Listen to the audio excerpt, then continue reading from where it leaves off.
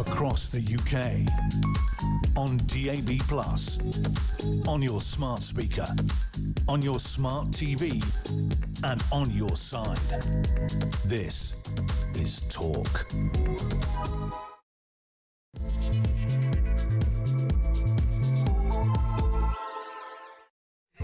It is the home of common sense. 0344 499 1000. Something just happened here. You know, one of those, you had to be there, so I won't even go there.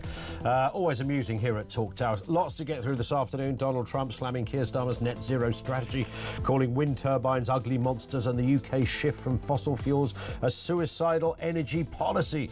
He demanded more North Sea oil drilling, accusing Starmer of ignoring Britain's untapped resources while pushing costly renewable goals.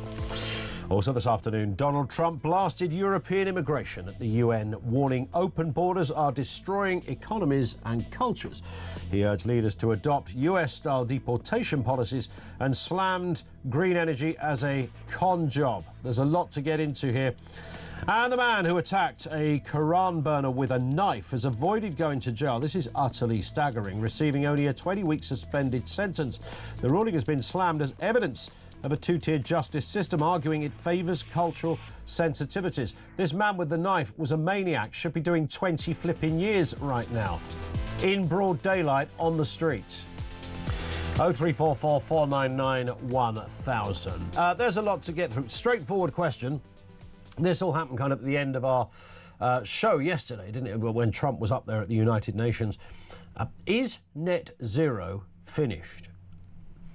I ask this because of what Trump said. We're all familiar with the phrase giving it both barrels. You know, no messing around, no ambiguity, no faff, just coming straight to the point as forcefully as you possibly can. Well, yesterday, Donald Trump didn't so much just give it both barrels, he fired off an entire rifle range full of them, along with tanks, bazookas and jet-propelled rockets. The United Nations had never seen anything like it. This cosy club, dominated for decades by stale and sometimes dangerous groupthink, didn't know what had hit them. Everything from climate change and immigration through to the very existence and the purpose of the United Nations itself. Trump was like Billy the Kid walking into the saloon and destroying everything inside it. He didn't care. Look, we all get it. We all understand it. This is Donald Trump. He says some stuff that's often a bit daft. Sometimes it might not quite be true. He throws in hyperbole as regularly as most people breathe. It's part of his thing. But the reality is that when an American president speaks, people listen. And whatever you think of the man, if nothing else, he kicks off debate and discussion like few others can. We could spend the next hours of this show sitting here going through that speech, having some very worthy chinwags about the validity of what he said. But in many ways, it doesn't actually matter whether you specifically believe what he said or a specific point. It's the fact that he said it. It's the fact that it's Donald Trump, the most powerful man on the planet, that said it. We are going to talk about the immigration side of this. Some of this stuff was, there was some stuff a bit jaw-dropping. You thought, what the hell is he going on about? Some other stuff, you thought, man alive, he's actually the first person, not for the first time in his life, but the context and the setting where he said this stuff was illuminating. It was profound, and it matters. So a lot to talk about, but one of the most jaw-dropping things he did say, and have a listen, was this. Climate change, it's the greatest con job ever perpetrated on the world, in my opinion. Climate change, no matter what happens, you're involved in that. No more global warming, no more global cooling. All of these predictions made by the United Nations and many others, often for bad reasons, were wrong. They were made by stupid people that have cost their countries fortunes and given those same countries no chance for success. If you don't get away from this green scam, your country is going to fail.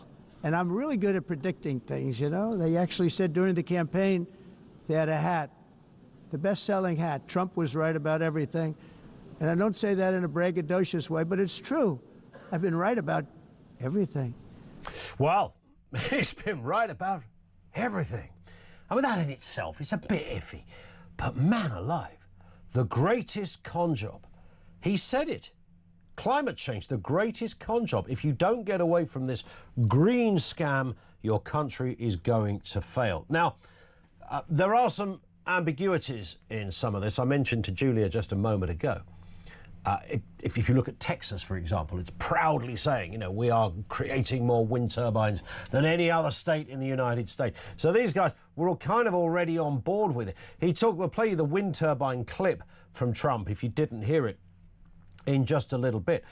There is a lot to get through, but the reality is this, and I don't know how enthusiastically I can impart this. Regardless of what you think of the issue, again, doesn't matter. It's Donald Trump, most powerful political figure in the Western world. He said it there. Climate change, the greatest con job ever, believed or implemented by stupid people, a green scam. This is massive. What he says matters. Markets take notice. Companies take notice. Does this change everything? Or will this be tomorrow's chip paper, as they used to say, sooner or later? 0344 499 1000. Is net zero finished? On that basis, I think if this had been any other time and an American president had made a statement so big as that, I mean, this is huge. You've got the entire planet is changing its way of life. Not a bit. I mean, unrecognisably, from electric cars to turbines to solar panels to heat pumps in your house to lagging your loft, cavity wall insulation, the way you construct buildings, the way you build the infrastructure around the country, train travel, air travel, carbon footprints, air miles. I mean, this is big. It's so interlinked with everything. You are forced to ask the question when the American president, not just publicly, but publicly while addressing the United Nations, declares climate change the greatest con job of all time. Does that spell the end for net zero? 0344 499 1000. Let's get a word on this and the other big stories of the day. Chloe Dobbs is back with us. Afternoon to you, Chloe. Afternoon, Ian. We have rarely seen anything quite like it. I mean, we know that Trump does give these kind of interesting speeches wherever he speaks, whether it's at Chequers last week when he was with Starmer, whether he's on his plane on Air Force One. You know, he says stuff. He grabs the headlines. He speaks off the cuff. He doesn't always get it right. But, of course, with a speech like this, it was at the United Nations, it was there for a purpose, and every word he said really does matter. Net zero is a con job, wind turbines are ugly monsters, the UK shift from fossil fuels, a suicidal energy policy. I mean, the list went on. Before we get into this, Chloe, let's have a little listen to what Mr. Trump said on the issue of renewables. The United States is now thriving like never before. We're getting rid of the falsely named renewables. By the way, they're a joke. They don't work. They're too expensive. They're not strong enough to fire up the plants that you need to make your country great. The wind doesn't blow. Those big windmills are so pathetic and so bad, so expensive to operate. And they have to be rebuilt all the time, and they start to rust and rot. Most expensive energy ever conceived, and it's actually energy. You're supposed to make money with energy, not lose money. You lose money, the governments have to subsidize. You can't put them out without massive subsidies. Fair to say he doesn't like a wind turbine, Chloe. No, he's not that keen on wind turbines. And look, I don't agree with everything that he said. I wouldn't go so far as to say that climate change is a con job. But I think he's raised some very important points, and he was far more willing to be fiery here at the UN than when he was visiting the UK just recently. Yeah. He was very, very behaved when he was here with Starmer. But all the energy he clearly had pent up when he wanted to probably wanted to go mad at Starmer about various things like net zero when he was here, behaved himself. He's now let it all out at the UN. I believe he was meant to speak for only 15 minutes, but ended up rambling on for 47, which is quite funny. Yeah. And I think he's raised some important points, which is that, look, he may be very anti-wind turbine. I'm not completely anti-wind turbine, but what he is highlighted is that this technology is far from perfect at this stage. It's got plenty of problems with it. There are definitely things that we need to change and develop with it further until it is a viable, cheap source of energy. And I've known this. I think that we should invest in renewables to some degree, because over time, over a long period of time, the cost of fossil fuels will go up as they become more scarce, and renewables will go down as the technology develops and gets better. But we are a long way from that at the moment. Oil and gas are still far, far cheaper, and the policy that this government has of saying we can't have any new exploration in the North Sea is just absolutely bonkers, when the renewable technology is nowhere near up to scratch yet, and it's really starting to hurt our economy. We've just had the news that we're predicted to have the highest inflation in the G7.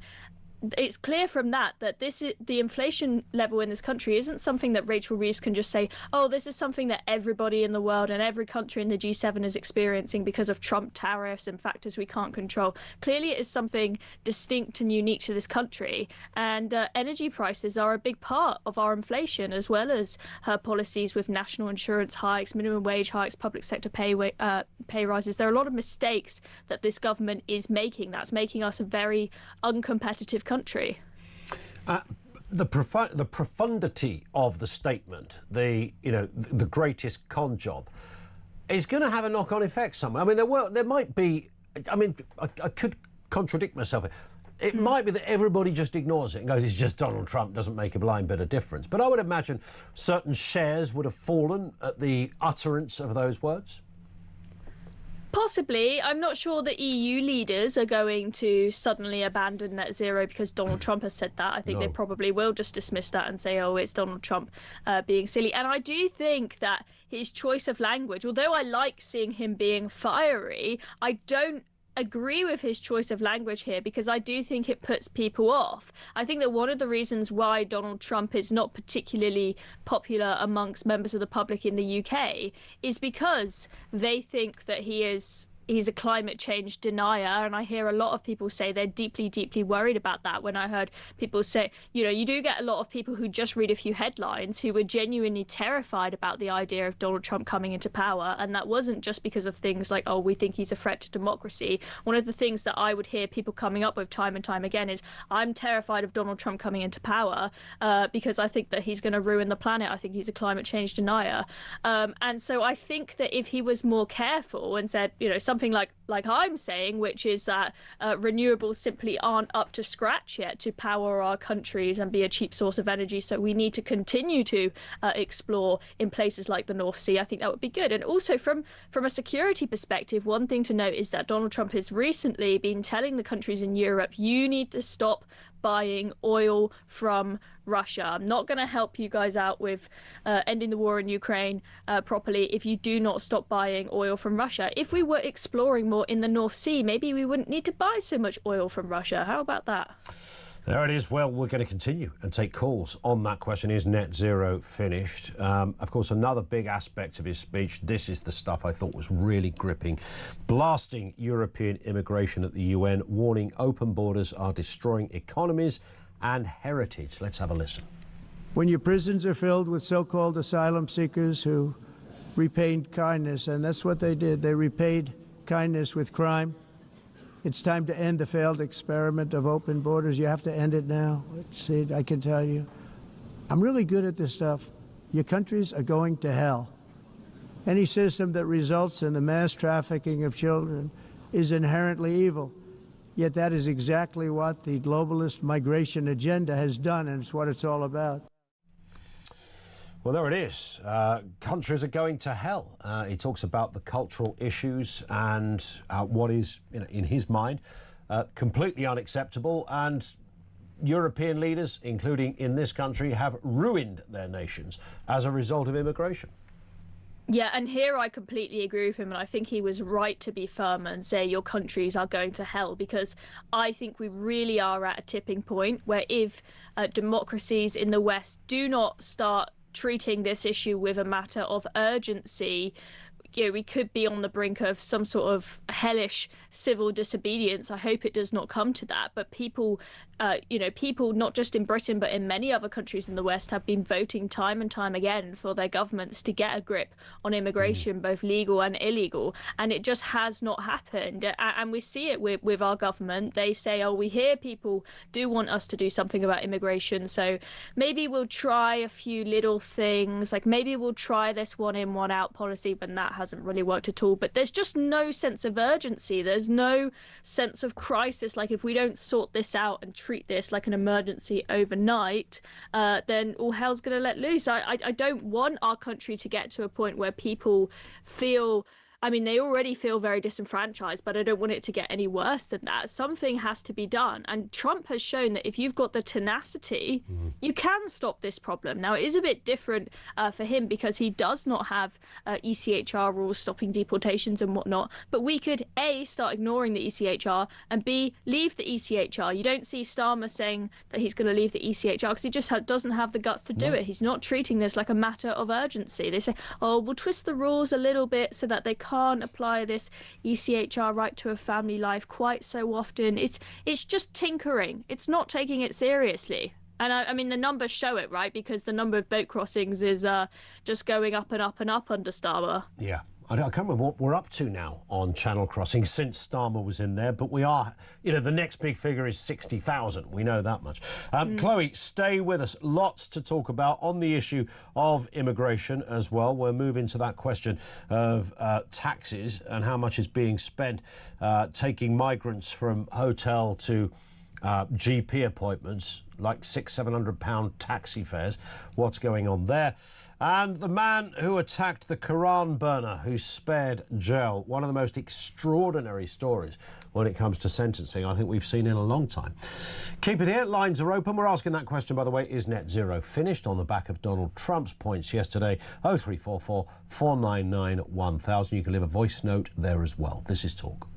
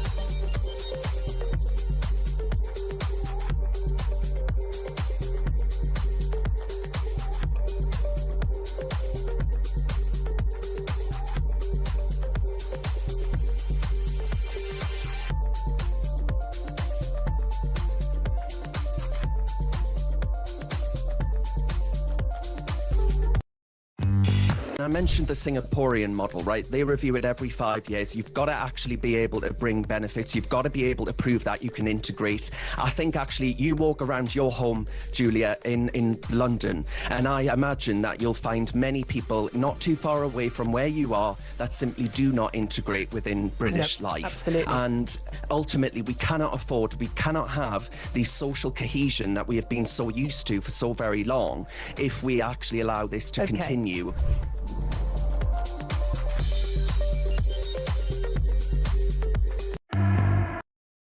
across the UK, on DAB+, on your smart speaker, on your smart TV, and on your side. This is Talk. It is Talk 22 minutes after 1 o'clock. Chloe Dobbs is with us. And just to pick up on that issue of immigration, as we were just discussing, reference Donald Trump, Chloe, a story over here. Furious asylum seekers are ferried hundreds of miles in taxis, costing up to 600 quid each to go and see a doctor.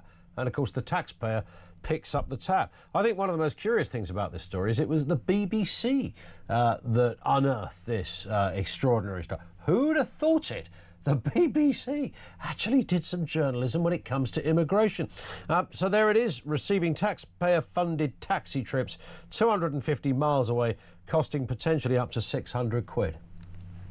Absolutely insane. Why on earth can't you get on a bus or a train like the rest of us plebs have to do so, okay? You are not royalty. You can take public transport. This is absolutely beyond belief. Someone apparently was sent in a taxi for over 250 miles for a knee checkup. Yep. Now, I could slightly sympathise if somebody is living in a remote hotel where there is genuinely nowhere within any walking distance that they can get a bus, if they were to give them a taxi to the closest train station or the closest bus stop and then put them on a bus or a train. But sending someone on a taxi ride that costs 600 quid, sending them 250 miles is absolutely insane. None of the rest of us members of the public, unless you're mega rich, would ever consider spending that kind of money.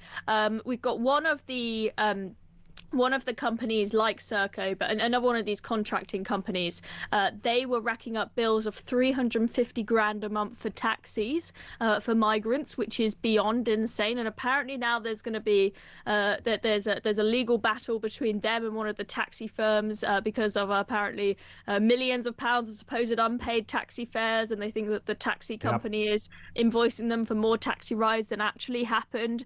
We know that Reform have uncovered that this has been an issue with councils that have contracted taxi firms to take special needs children to trip, school trips and whatnot, where they've invoiced for loads of taxi rides that didn't happen. What we're hearing is that these migrant taxi rides, sometimes they're just making up fake appointments so that they can get a taxi ride to go on a night out and stuff like this. It's just crazy. Apparently, the investigation reported that asylum seekers must show proof of an up-and-coming appointment at the reception desk of the hotel, where a taxi is then booked on an automated system. Public transport or walking is not presented as an option. It's completely insane. As I said, if there is genuinely no public transport option. Look, and this really infuriates me as someone from Cornwall, where the buses come once every hour or two, and I have spent hours on end as a teenager standing at bus stops waiting to try and go places. I've had times where I've needed to go for medical appointments and I've spent hours on end on public transport trying to get somewhere. To think that somebody else who's just turned up in this country, isn't contributing to this country, hasn't got a proper job and is paying for this through their taxes, they've broken illegally, is getting a VIP chauffeur service whilst I have to sit on the bus. It's infuriating. Did nobody notice? Did no one in the equation? I mean, you've got the hotel, the person that booked it, the company that's running the whole system, the taxi driver, the taxi company. Did nobody in this thing go, hang on a second, I've just taken this fella from Newquay to Newcastle and, for a flipping... to have his bunions looked at, and it's cost 800 quid. I mean, somebody somewhere must have thought, this is all wrong. Well, we'll see what happens. The Home Secretary says she's investigating. When government runs things. 100%. There's no attention to detail when it comes to saving money. And talking about things you can't quite believe, the story of Musa Qadri, who's been spared jail after he violently attacked a man burning the Quran outside the Turkish consulate in London. Let's have a reminder of what happened. Here's the video. The Quran. No, you shouldn't be. Listen. It's my religion. You don't buy Quran. What are you doing? Come on, man. What are you doing? You're standing out in public road with knife. We went into his residence here. He went into here, took a knife, come out and started attacking him with a knife. Unbelievable. So, just a little bit of background for those who'd forgotten. The fella who burned the Quran, he got sentenced for, I can't remember what it was, public order against someone's religious beliefs or whatever. He didn't go to jail, but he was also the victim of it. You shouldn't be burning books in the street. There's no need for that. It's arson, if nothing else, and you're probably an idiot. However, you know, you're not setting fire to buildings and you're not attempting to kill anyone. This fella wanted to, his own words, I'm going to kill you. He's waving a knife in the street. A devastatingly serious, violent offence. He's avoided jail, Chloe. This is completely insane, and I'm glad that you shone a light on this, because this sort of got a bit buried in the news yesterday, because we also had the news on the same day about the Ethiopian, was it Eritrean or Ethiopian migrant who was not, you know, only sent to jail for a few months from Epping. Ethiopia. Oh, yes. Yes, which so we've got two examples on the same day come out of where it is so clear that the sentencing in this country is just completely messed up. The Sentencing Council needs to take a good look at themselves and the guidelines that they give to judges on sentencing, because this is just completely out of order. This was an attempt to murder someone. He said, I'm going to kill you, and he slashed at him with that knife. He went after him over and over and over again. Big knife as well. Big knife, Chloe. He kicked him several, and I think if you look at the judge's conclusion, apparently he sent a photo into the, you know, of his court documents of a different knife that wasn't the one he used, and he wasn't really playing ball. But then they said, your character statement suggests that you are a man of good character. Unbelievable. He's not good character. He's a knife-wielding maniac. Well, they just say that he had a little bit of a moment, a bit of an angry moment, and that the judge thinks that there's almost no chance whatsoever of this man ever doing something like this again, so he should be free to walk the streets. I mean, this is a man essentially, Chloe, invoking blasphemy laws single-handedly in the street, saying he claimed to police that he acted to protect his religion. We don't care about your religion, mate. Nobody gives a stuff about your religion. You had a knife. It was like an 8-inch long knife. You swiped it and waved it around at a man claiming you're going to kill him, and he didn't go to jail. It's absolutely disgusting, and this concerns me that this man is free to walk the streets of Britain. He's just got a 20-week suspended sentence, and it's also completely insane that the guy burning the Quran has been convicted. The Free Speech Union are going to be fighting that because it's completely insane. So they essentially, you can get in trouble for or be convicted for causing, alarm and distress or harassing an individual. But what they said is that he harassed the institution of Islam. That's the problem. Everyone said, hang on, Islam is not a person. You surely can't apply that law there. And it's not a race either. The CPS went ahead and charged him, and then he got convicted. And I'm thinking, how on earth they have created this de facto blasphemy law that clearly shouldn't exist, because that law is very clearly for when you're targeting an individual, not a set of ideas and a religion. It's unbelievable. Yeah, I mean, if you did him for arson or being an idiot in the street because you don't want people setting fire to anything in the street, I could kind of get that a little bit more. But when you throw in the religious bit, sorry, no place for that malarkey. That's just wrong. It is not it's the blasphemy thing, which is essentially what this amounts to, and essentially what this man said. I'm going to kill you because I'm protecting my religion. Now these people are moronic. It's insane. Exactly that. Chloe, we hit the clock, but we'll take some calls on that. Thank you very much indeed, Chloe Dobbs, as always, looking at the big stories of the day. Want to give you your views on all of this stuff. 0344 499 1000. It is unbelievable that Musa Qadri is not right now sitting in Pentonville doing 20 years for what happened. We talk about knife crime, we talk about thuggery, kids on the street walking around with machetes, waving them around willy-nilly. Talk about it a lot. He's a grown adult. He's a 59-year-old man. He might be a half-wit, but he's a 59-year-old half-wit. He should know better. I'm going to kill you because of my religion. Where do you think you are, mate? Seriously, where do you think you are? And then they look at Donald Trump and go, what's he talking about with the immigration thing? What's he mean about cultural sensitivity? Really? 0344 499 1000. This is Talk.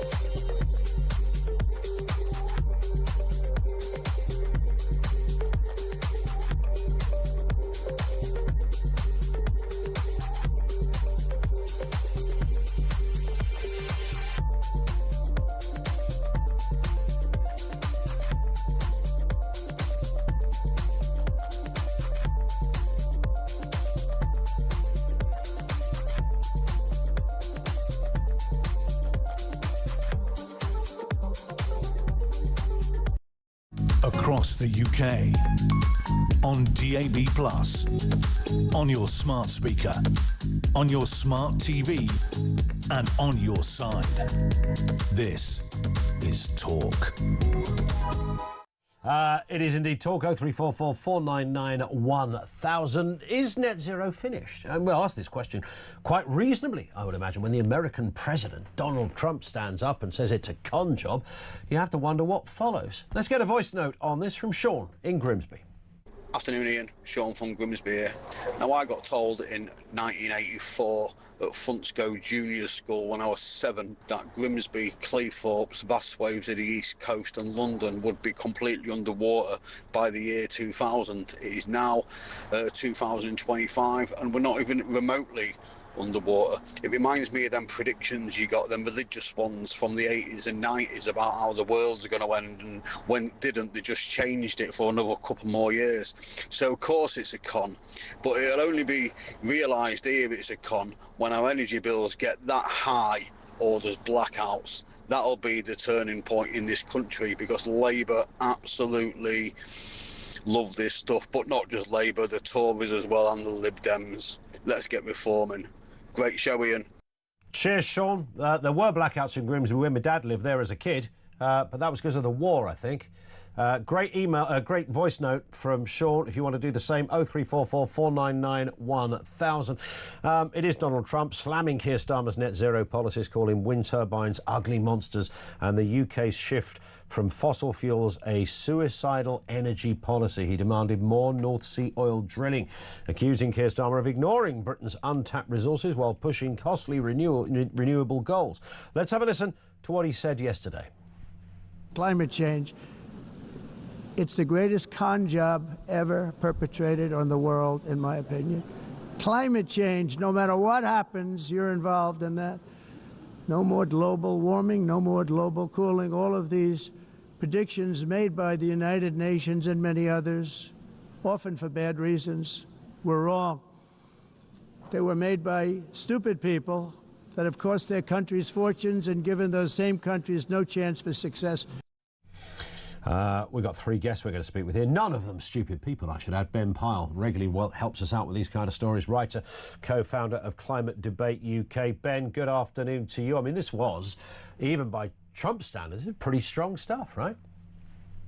I think there's always some hyperbole, shall we say, from Trump on anything he comments on. And yeah, he's making some big statements. But you have to put those in context of the United Nations' own statements, and in particular the Secretary General.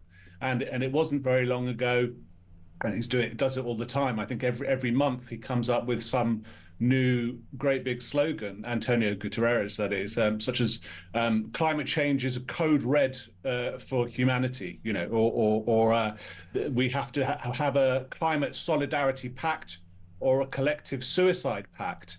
So he's not very constrained in his, or restrained in his language and his framing of climate change. It's rather extreme form of alarmism, and you know, even by alarmist standards. Sure. He talks quite a lot of nonsense, and so I think and that's had profound consequences for global politics. And of course that agenda is enormous and it requires immense resources from us. So I think Trump's statements, although they might be somewhat hyperbolic, they're actually quite mild in comparison. And it does sound like climate change denial. And I heard your commentator earlier saying that perhaps he shouldn't go that far. But he is right to point out that the predictions that UN agencies have made about what climate change is going to do to us and what impact it's having on society owe nothing to reality. And we've had half a century of claims, from UN agencies about environmental change of all kinds, impacting on society, people's health, people's wealth, people's mortality risk. But actually, when you look at the data relating to human welfare, they've shown incredible, historically unprecedented rates of progress over the last half century, and especially in the last 2 decades. That's the era of terrible, catastrophic global warming, as your phone caller said. I think his name is Sean. Yeah. He's saying, well, where is this sea level rise inundating central England? Doesn't exist. In fact, people are living longer, healthier, wealthier, and safer lives across the planet and in all regions. And so the UN just appears to have disappeared into some kind of fantasy. And Trump, and I think that's got to the point now where no sense can be rescued from that agenda, and that fantasy has become quite dangerous, as we're seeing with our energy bills, as we're seeing with our loss of industries, and that's going to turn into loss of jobs. It's going to turn into real hardship. And so Trump's pricking that bubble, I believe, and rightly so. It's interesting. You mentioned Antonio Guterres, the UN Secretary General, and I just looked it up as we were speaking, Ben, because I couldn't quite pin the phrase that he used. COP27, you'll remember this, we're on the highway to climate hell with our foot still on the accelerator. That is quite literally out of the same book that Mr. Trump spoke of yesterday, if we are talking hyperbole, right? Yeah, absolutely. I mean, the more he opens his mouth, I'm sure, the more people join the ranks of climate skeptics, if not outright climate change deniers, right? Because there's this sort of idea that there are deniers of climate change, but if you want to understand why there are, then you just have to listen to those kind of people. The way I try and explain it is, the United Nations and the Secretary General's comments show us that climate change is BS, even if it's real. So something can be real, but it can be BS as well. It can be true and false. It's true that there might be climate change and global warming, but it's inflated to this extraordinary degree. And anyone who says in the wrong company, I think this has been exaggerated, you're only accused of climate change denial or the impacts of Correct, climate yeah. change. Right? And you're kind of written off as somebody who doesn't care about the future, or you don't care about plants and small animals and goodness knows what. Listen, Ben, we have to stop there for time. We've got a busy show. Ben Pyle with us on the programme. Donica McCarthy, another person that helps us out on these kind of stories, Director of Climate Media Coalition. Donica, always good to gauge your views on these things. I was just about to say, you might as well quit and resign now, haven't you? You've been part of a con job all this time. A scam, a green scam, only put out there by stupid people for stupid people. You need a new career. How are you doing? Well, hi, Ian. I'm doing well. I hope you're as well. The idea of taking anything seriously that Trump said yesterday is a joke. I mean, the idea that London's going to go down Sharia law, that stuff. It was a rant from an old man who's actually a racist white supremacist. It was really disgusting. But talking about racist white supremacist. Yeah, his attacks on European immigration, on American immigration, was just raw German. Well, you might not agree with it, but I don't think that's the words of a white supremacist. It's the word of a world leader who's looking at cultural indifferences riddled with it. and immigration policy. I mean, that's reasonable. But looking at his statements on climate. Basically, 10 years ago, the US Supreme Court stated that corporations could buy elections. There was unlimited donations. Trump went to the oil billionaires and said, if you give me £1 billion, I'll do your job for you. And that's exactly what he did on the stage of the world yesterday, promoting oil billionaires' agenda. But the actual reality is, it's the oil companies' own scientists predicted in the 1970s that by the 2020s, global temperatures would be rising, ice would be melting, and we would be actually facing damage to our food production. All those three predictions by the oil companies are coming true. We have lost 70% in volume of the Arctic ice. In Britain, our farming unions are saying they can no longer guarantee dependable food production because of the damage to the climate, and we've seen wildfires across the planet. It's impacting on working class Britons already. Our food prices are going up through climate extreme weather inflation. Our housing prices are going up because of the damage to the forests, damaging timber prices, and insurance prices going up because of extreme weather. And what Donald Trump is, he's a nationalist corporate socialist. What he wants is for us to pick up the price for the oil company profits and the oil companies to take the profits. The CBI in Britain have said the green economy is responsible for 950,000 jobs, and on average those new green jobs pay £5,000 more than the average job in the UK. The oil industry employs 30,000. If reform gets their way and trashes the green economy, it's a disaster for the UK, and the CBI have said this is our major source of growth. Trashing the green economy in America, and he's handing it over. Well, I mentioned at the beginning, in Texas, where they are producing more wind turbines than any other state. I mean, Texas, for goodness sake, the deep south, people will still go out in the morning lassoing cattle, for goodness sake. Yet they are investing in this technology. I think they would have been a little surprised that their own president is saying this.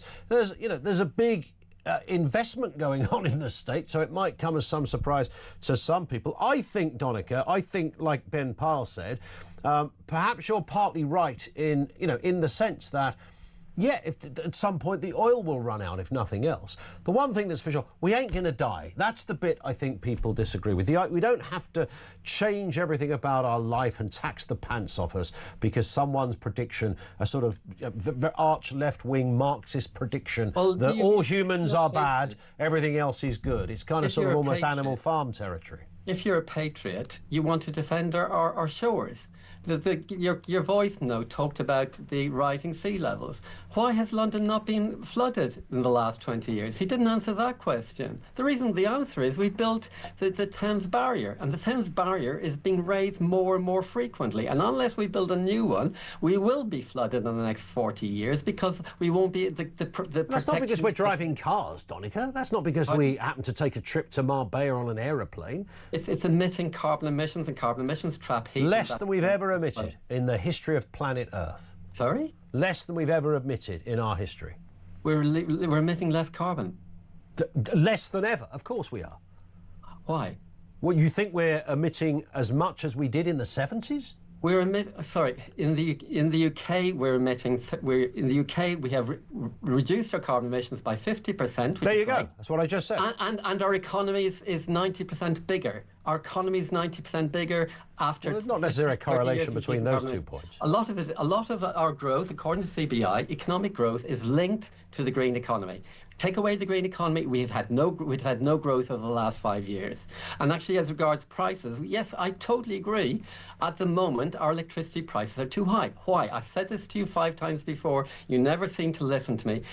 Even the Daily Mail agrees with me. The price of electricity in the UK is higher than the rest of Europe because for 98% of the time, the price is set by the most expensive electricity, which is fossil fuel. No, I get that. And nobody can work that one out. I can't quite work out why Ed Miliband can't pull his finger out and sort that out, because he could do it like that.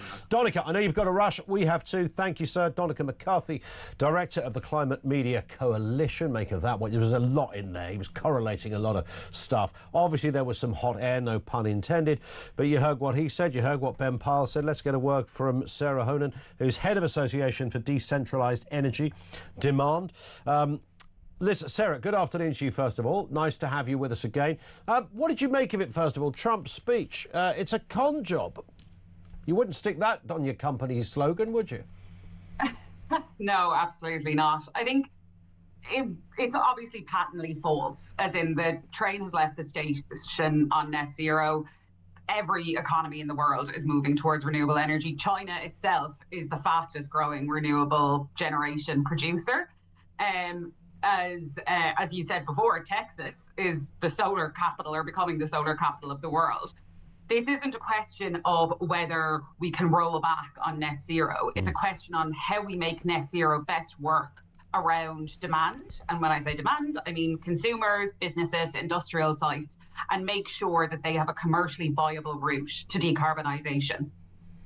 Isn't it just, I mean, the overarching point to me, Sarah, has always been, look, if somebody says, here's energy that is renewable, it is ultimately cheaper, it doesn't contain any nasties in there that's going to do any damage, I don't know a single person that wouldn't go for that. Everybody would go for that. But I think what's happened at the moment, there is a resentment, and maybe this is what Trump is picking up, that we've gone down this kind of uber evangelist route of almost preachy style, telling everyone you're gonna die unless you stick a solar panel on your roof and a wind turbine in your back garden, and stop going on holiday, and don't go out anywhere, and don't buy leather shoes, and Lord knows what. It's that, isn't it? But China have taken a fairly pragmatic approach. As you rightly said, they are leading the way on everything in this respect. Simultaneously, they ain't stopped using their coal and their oil. They're going to keep that going until it runs out, while simultaneously providing a new technology. Isn't that the more reasoned way to go? And I can't believe I'm quoting China. Yes, well, we're glad that last year our last coal plant came off the system in the UK. But I think you're right in terms of this is not going to work if we do not bring people with us. Yep. And what that involves is making sure that every household and business is as equal in the policy debate about net zero as big generators. We can't continue to have this situation where the agenda is 100% set on the basis of generation and network companies. It has to be that we realise consumers, businesses, industry is going to become the backbone of energy security in this country. And therefore, we need to incorporate them into the policy debates much earlier on, rather than just them feeling like net zero and the energy revolution is something that's being done to them as opposed to being done with them. Just a final point then, is net zero dead? No, absolutely not. And as much as the US president would like to say so, as I said, this horse is bolted. There's no turning back now. Even under his first term, more coal plants closed in the US than in Obama's 2 terms combined. We can't reverse the tide now. Yeah. This is the way all global economies are going. Sarah, thank you. Great to have you on with us. Sarah Honan, Head of Association for Decentralised Energy. They're called Demand. Thank you to her. Thank you to Donica. Thank you to Ben. Over to you, 0344 499 1000. This is Talk.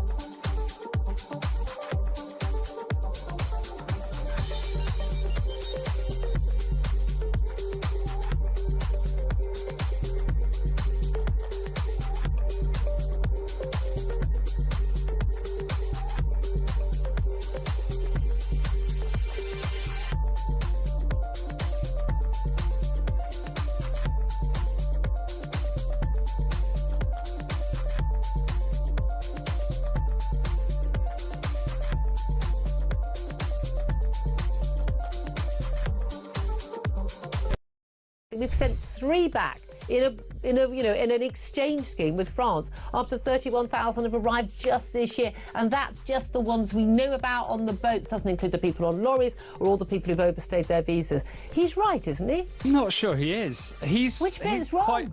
Well, he's quite unpopular in America on immigration. No, he's not. His immigration policies are wildly popular. No, they're not. The most recent polling, this is out this week, he is -11 on immigration.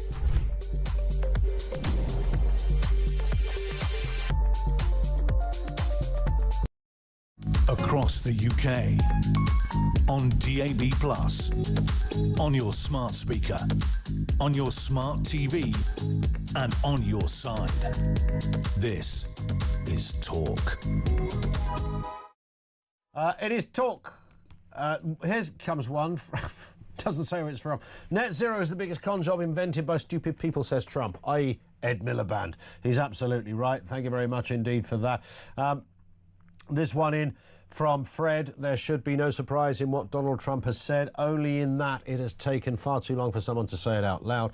We need more people of influence to support what he has said. Great show. Thank you, Fred. The only issue I have with what Donald Trump said is that it's a multi-billion, probably multi-trillion industry in the United States, which did incredibly well in Trump's first term. I think our last guest alluded to that in terms of solar and those wind things and everything that goes with it.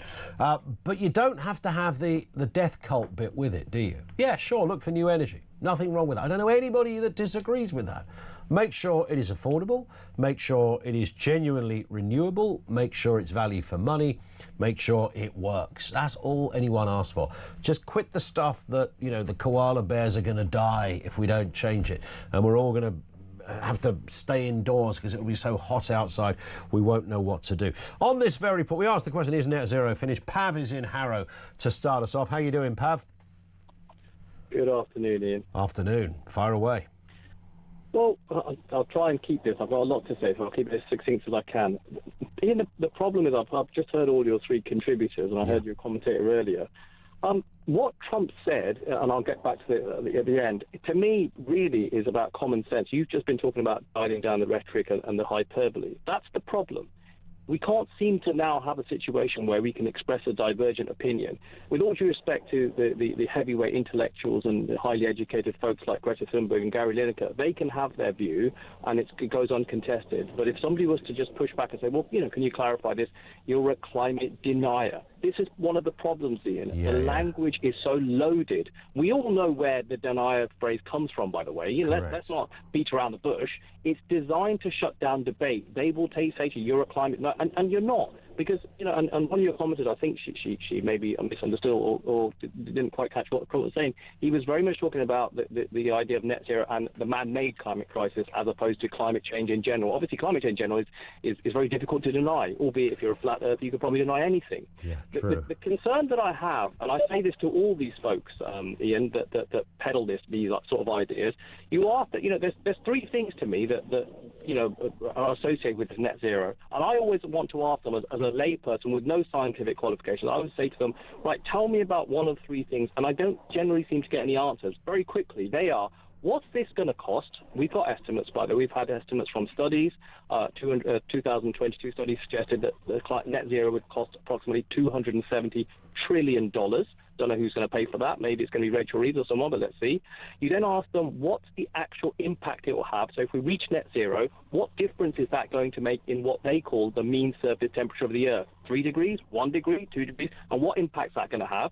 Or on the alternative, you say to them, so parts per million, what do you want to get carbon down for? Because, of course, people will be aware that plants and other things use photosynthesis, and if carbon gets too low, potentially it could cause, a lot of problems in that ecological system.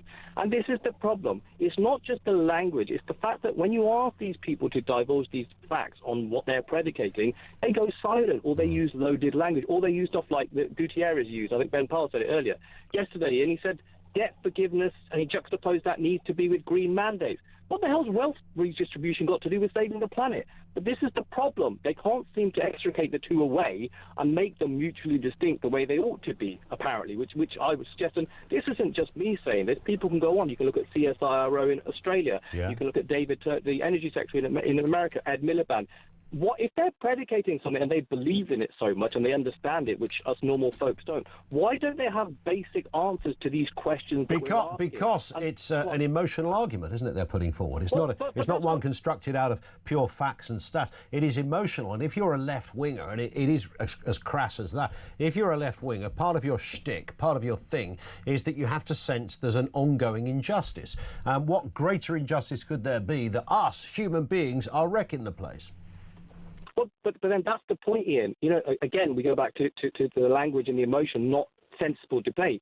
They will turn around and use climate denier, big oil funder, blah, blah, blah, whatever Donna was talking about, conveniently ignoring, for example, that China has more coal-fired power stations in operation at the moment than the next 4 countries beyond them put together. Correct. So this idea of that is a myth anyway. And I'll finish on this point because I think this is important. You asked the question at the outset, did Donald Trump kill net zero? Well, we know he's essentially killed gendered pronouns because, let's be honest, there's very few people who engage in that sort of nonsense anymore. But the reality is, I don't think he has. He's delivered a blow, but I suspect it will require his successor, almost certainly Vance, to deliver the mortar blow. And in that essence, Ian, isn't it ironic that it was his predecessor, Obama, who really brought this whole nonsense onto the stage by engaging in this hyperbole in 2013 with that famous tweet where he said climate change is real, it's undeniable, and it will almost certainly be a successor who thankfully puts it to the dustbin of history for the rest of us. There it is. Brilliantly put and nicely timed as well. Pav in Harrow, thank you for that. More comment and calls on the way here on Talk.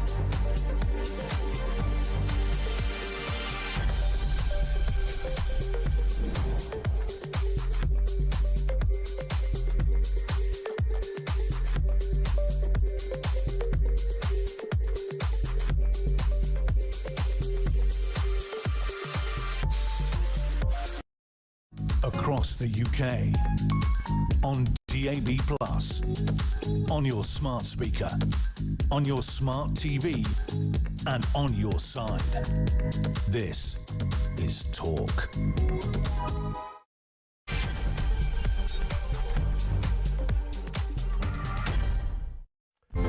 Welcome back. It is the home of common sense. So much to get through. Donald Trump, talk about the gift that keeps on giving. He really went for it yesterday like Billy the Kid in a saloon. Slamming Keir Starmer's net zero strategy, calling wind turbines ugly monsters, so ugly. And the UK's shift from fossil fuels, a suicidal energy policy. He demanded more North Sea oil drilling, accusing Starmer of ignoring... should I just start the whole show again, really? Of ignoring Britain's untapped resources while pushing costly renewable goals. More on that. Is net zero finished as a result of the most powerful politician in the world making those comments? Is net zero finished? He also blasted European immigration at the UN, warning open borders are destroying economies and cultures. He urged leaders to adopt US-style deportation policies. We'll look at that too. And he also urged NATO to take decisive action against Russian airspace violations, calling for shooting down aircraft. This is during talks with Zelensky. His tougher stance reflects growing concerns over Russia's incursions, while Britain signals readiness to respond as tensions with Moscow escalate.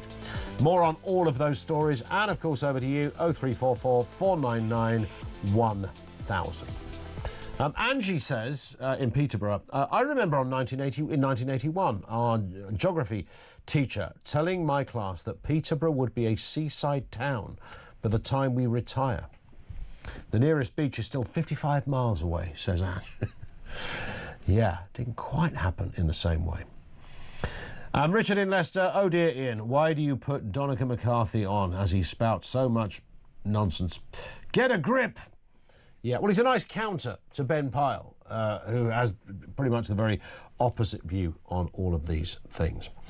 There was another big issue yesterday over there at the United Nations. Donald Trump blasting European immigration at the United Nations, warning open borders are destroying economies and cultures. He urged leaders to adopt what he's been doing, deportation policies. Referencing London's mayor, he criticised growing Islamist influences, calling for Europe to defend its borders and heritage. Let's hear what the US president had to say. When your prisons are filled with so-called asylum seekers who repaid kindness, and that's what they did, they repaid kindness with crime, it's time to end the failed experiment of open borders. You have to end it now. See, I can tell you, I'm really good at this stuff. Your countries are going to hell. Any system that results in the mass trafficking of children is inherently evil. Yet that is exactly what the globalist migration agenda has done, and it's what it's all about. That's what he had to say. Let's get a word on this. Some great guests coming up on this. Louis Steadman Bryce, former MEP, with us to start with. Good afternoon to you. Good afternoon, Ian. How are you doing? Very good, thanks. Nice to have you with us. I mean, this was strong stuff from the American president. A lot of this stuff had been said in different places at different times, and the debate rages on in parliaments and radio programmes, etc. But as the American president, to stand up in the United Nations and be so unequivocal and passionate about something, what's your reaction to that?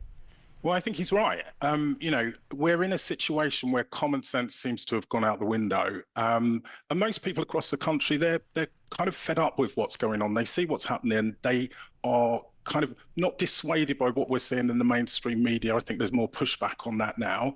And one of the things that I find incredibly frustrating, I've never met Trump, you know, don't know him. I don't really have an opinion on him, but I think he's quite effective because when we look at the way that he is vilified here in this country and around the globe, people are kind of lurching towards these sound bites. When you dig below it, they can't really respond to why he's such a bad person. And I think my comparison would be, you know, this whole thing about his migration policy. When we look at Obama, who over his terms, two terms, I believe, deported nearly 3 million people. Trump's only on 1.2 million or something at this point, but yet he's kind of vilified, he's attacked for talking common sense. And I think people across the country and across Europe now are really coming out in their droves to protest against this and say, this isn't working, this isn't right. So I think he was spot on.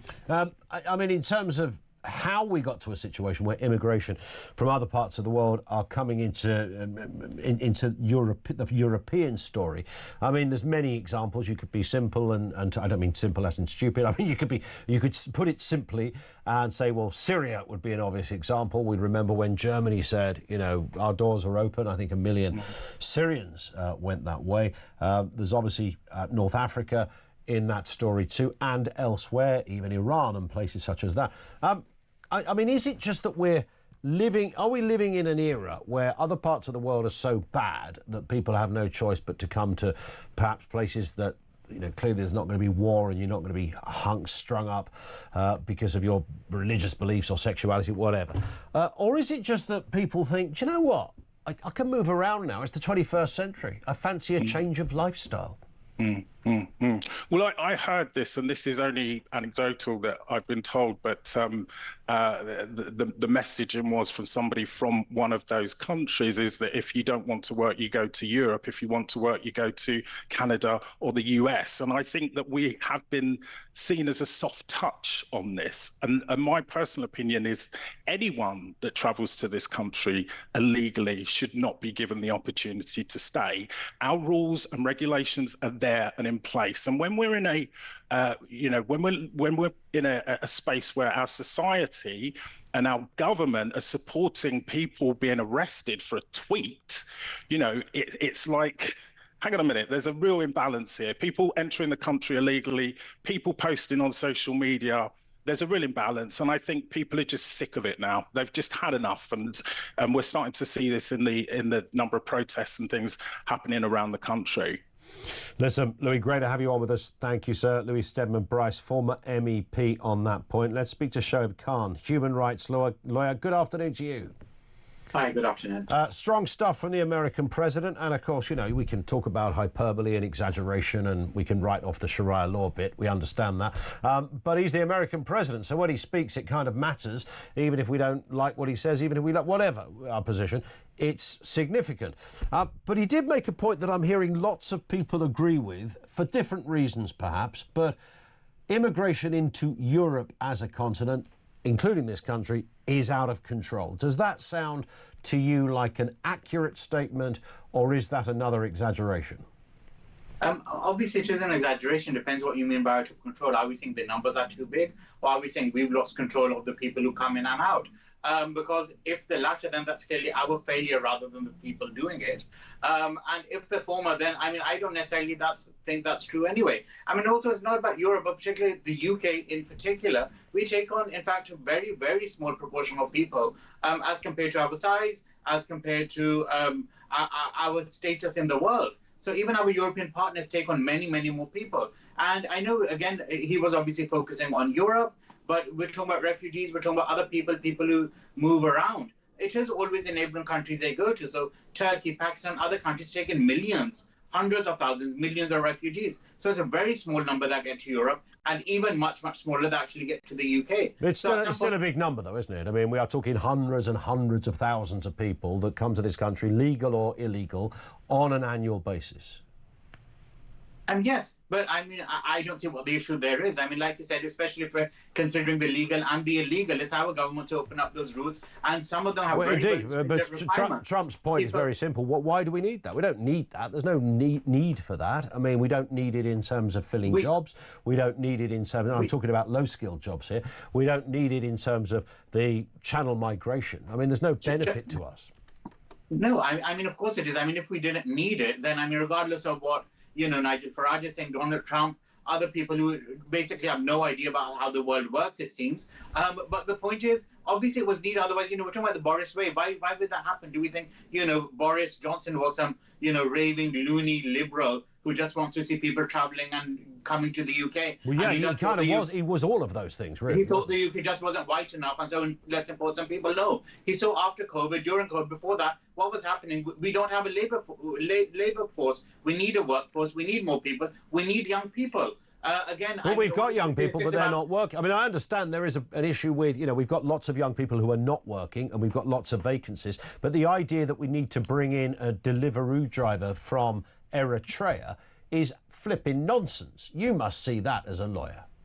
No, I mean, that's the thing. I mean, obviously, you're giving that, you know, quite flippant example, but the NHS, just the one thing that we all use, and a huge infrastructure, one of probably the biggest employers in the country, I think that would absolutely collapse. Just Yeah, no, for I one agree, day. and I think most people understand that, but it's not. We're not really talking about when we talk about kind of, and Trump talked about cultural changes. We might come on to that, but certainly just in terms of numbers, you know, yes, of course, we've always needed, and in my lifetime and your lifetime, we've never known a country that didn't have a mix of people. I've never known an NHS that didn't have a Nigerian doctor or a Pakistani surgeon, etc. That's how it's always been, and that's fine. I don't think anybody struggles with that. I think what people struggle with is why Boris Johnson brought in people where the criteria was £20,000 a year to come here and bring your partner with you, who has to have no skills whatsoever. That's not a system, that's a crime scene.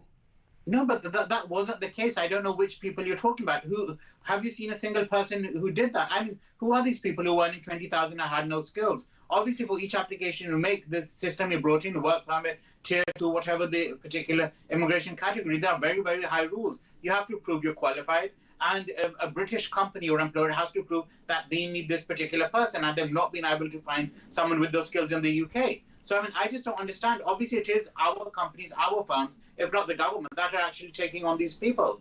So I just don't understand what the problem is. Are we genuinely saying that we have lots of people with similar skills in the country who are unemployed? They really, really want to work, but somehow they go for a job.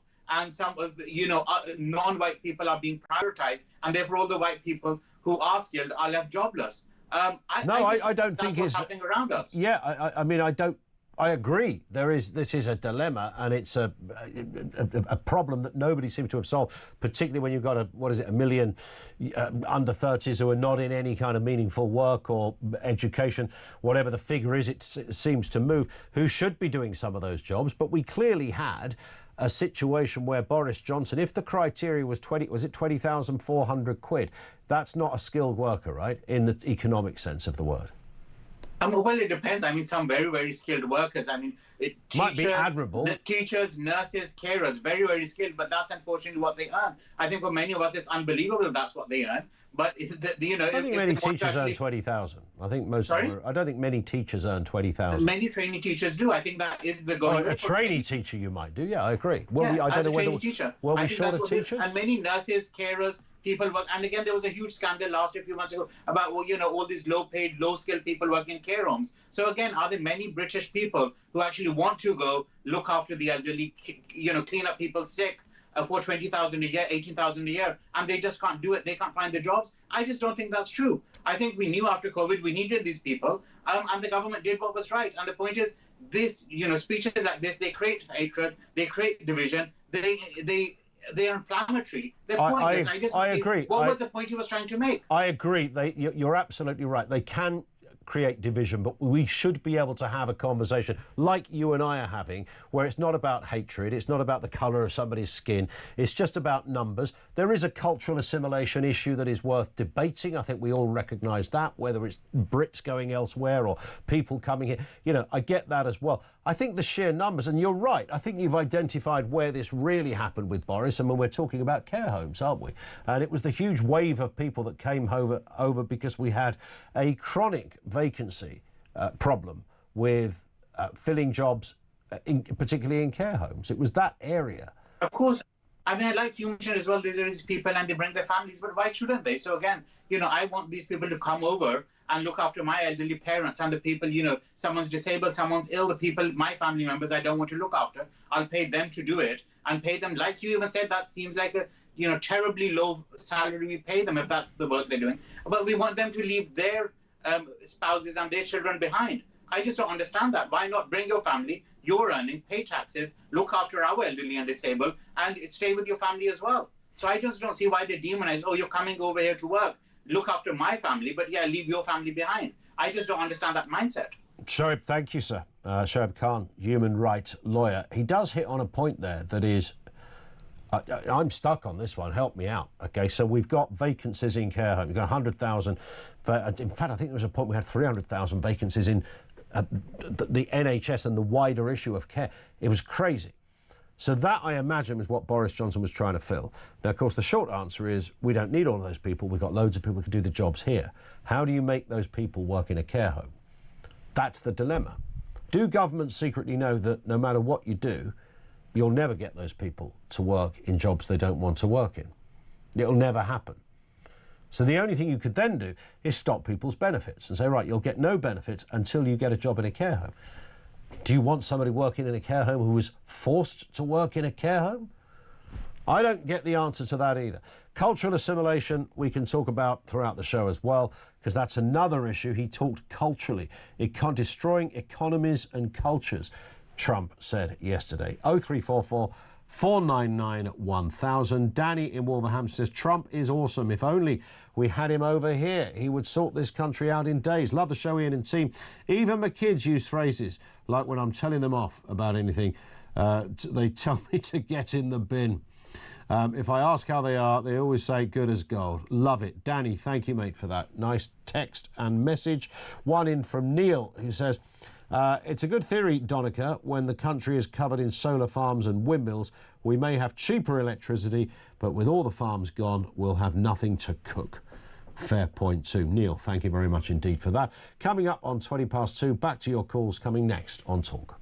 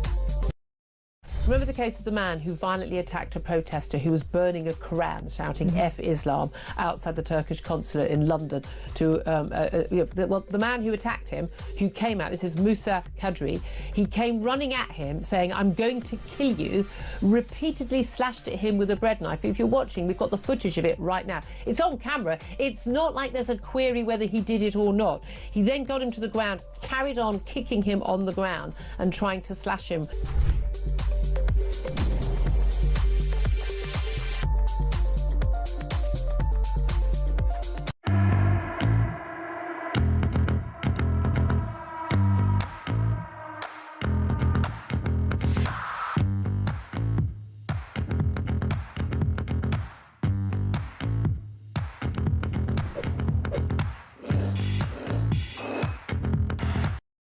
Across the UK, on DAB+, on your smart speaker, on your smart TV, and on your side. This is Talk. It is Talk, 21 minutes after 2 o'clock. Matt's in Cheshire. What's going on, Matt? Afternoon to you. Hi, good afternoon, Ian. Hiya. I was calling about Trump's speech. Yes. I think it was, I mean, although he's not the best orator and he meanders all over the place, the content of it was probably the best speech I've heard in years. Yeah. What he's saying more or less is that a handful of political parties, politicians, corporations, and international treaties and organizations are responsible for destroying Europe. And I think everybody in Europe knows that. And the only people that don't accept that are the people that did it in the first place. Yeah. So for him to expose them all to the faces, and you see them all scuttling around talking to each other in their earpieces and such, it's just absolutely magnificent to tell the truth about it's treachery. The EU has destroyed Europe with its Schengen policy. The Conservatives and Labour have destroyed Britain with their purposeful ignoring of what people have voted for 20 years. And I'm sure France, Germany and all other EU countries are now thinking the same thing. When he says, I mean, he does, we know Trump does make some stuff up, Matt, right? Even if, you know, like he mentioned the Sharia law thing. I know where he got it from.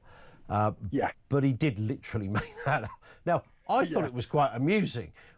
Bearing in mind, you know, it's him having a pop at Sadiq Khan is always a good day out, frankly.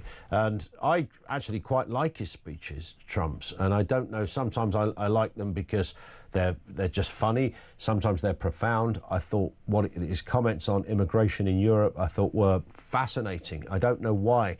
Are we the only culture that is not allowed to sort of want to continue and to protect our indigenous cultures? Now, our indigenous cultures are wide. They include people who aren't white. They include people who aren't originally necessarily back in the day from here, their parents, grandparents, whatever it happens to be. But there's nothing wrong on paper with saying, you know, we would look at various countries around the world and endorse them protecting their culture, but not our own. And I think that's partly what Trump was trying to say. I mean, people will disagree with him, but I think that was the point. I write as a hobby, and I wrote a few. Britons with an O, Britons are a race too. We are a race, whether people like it or not. And we're not from all over the world. We're from these islands. And to try and change the demographics of the country for political gain and ruin 1,000 years of effort from every great person that lived on these isles to get us where we are, to destroy that in a 30-year period because you're part of a political party that is purposely ignoring the public and doing what you want for your own gain. I don't think any king in history would not behead these people. It's beyond belief. It is, and I'm reminded of the fella that, you know, went out with a knife because somebody burnt the Quran. I'm not encouraging anyone to burn a Quran or any good book for that matter. You know, it's never a smart idea to set fire to anything in a public place. You know, it might go off into a bit, or who knows. However, the man that was waving the knife, who didn't go to jail, Matt, as you will now be fully aware, wanted to kill him. He wanted to kill him for essentially blasphemy. There is no place in my country for that person. That person, I am quite relaxed about saying he does not belong here. He is culturally an alien to what we stand for. We don't do that. Now, I'm not suggesting for one second there aren't other faiths that feel as strongly about theirs. I'm sure, you know, there are Jews or Christians that if you insulted a prophet or an element of their religion, there are some people out there that think, you know, it's almost tantamount to a criminal offence. However, we should be able to call it out when we see it, shouldn't we? Because that man with the knife was a great example, I think, of what Trump was talking about. Yeah, I think burning a Dan Brown book is maybe acceptable. That's very true. I think even Dan Brown burns them these days. But we spend so much time here talking about minorities and other people and others and the problems that have been caused socially and economically by them. It's time we stopped talking about them, exposing them only for what they do wrong and the problems they cause for us, and concentrated on doing what we need to do for the people, the Britons on these islands, because they're the main focus of being British. And there's nothing wrong with pointing that out. And isn't it funny that, you know, we're kind of hesitant on this kind of stuff? And Matt, thank you very much indeed for that. It's another great call. Was it? Did I hear was it somewhere in Wales that said all food is going to be halal?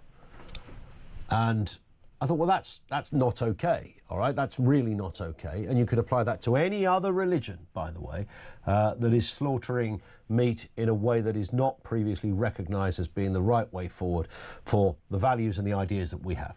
Now, I know some people don't give a toss. They think, okay, well, it's going to... how you kill a cow. I mean, is it that way or is it that way? Blah, blah. It's extraordinary that we're hearing those statements. I find that really weird. I find that really strange. 0344 499 1000. Michael is in Birmingham. Michael, what have you got for us? Good afternoon. Well, I'll tell you what I have got. I've got steam coming out of my ears of that human rights lawyer.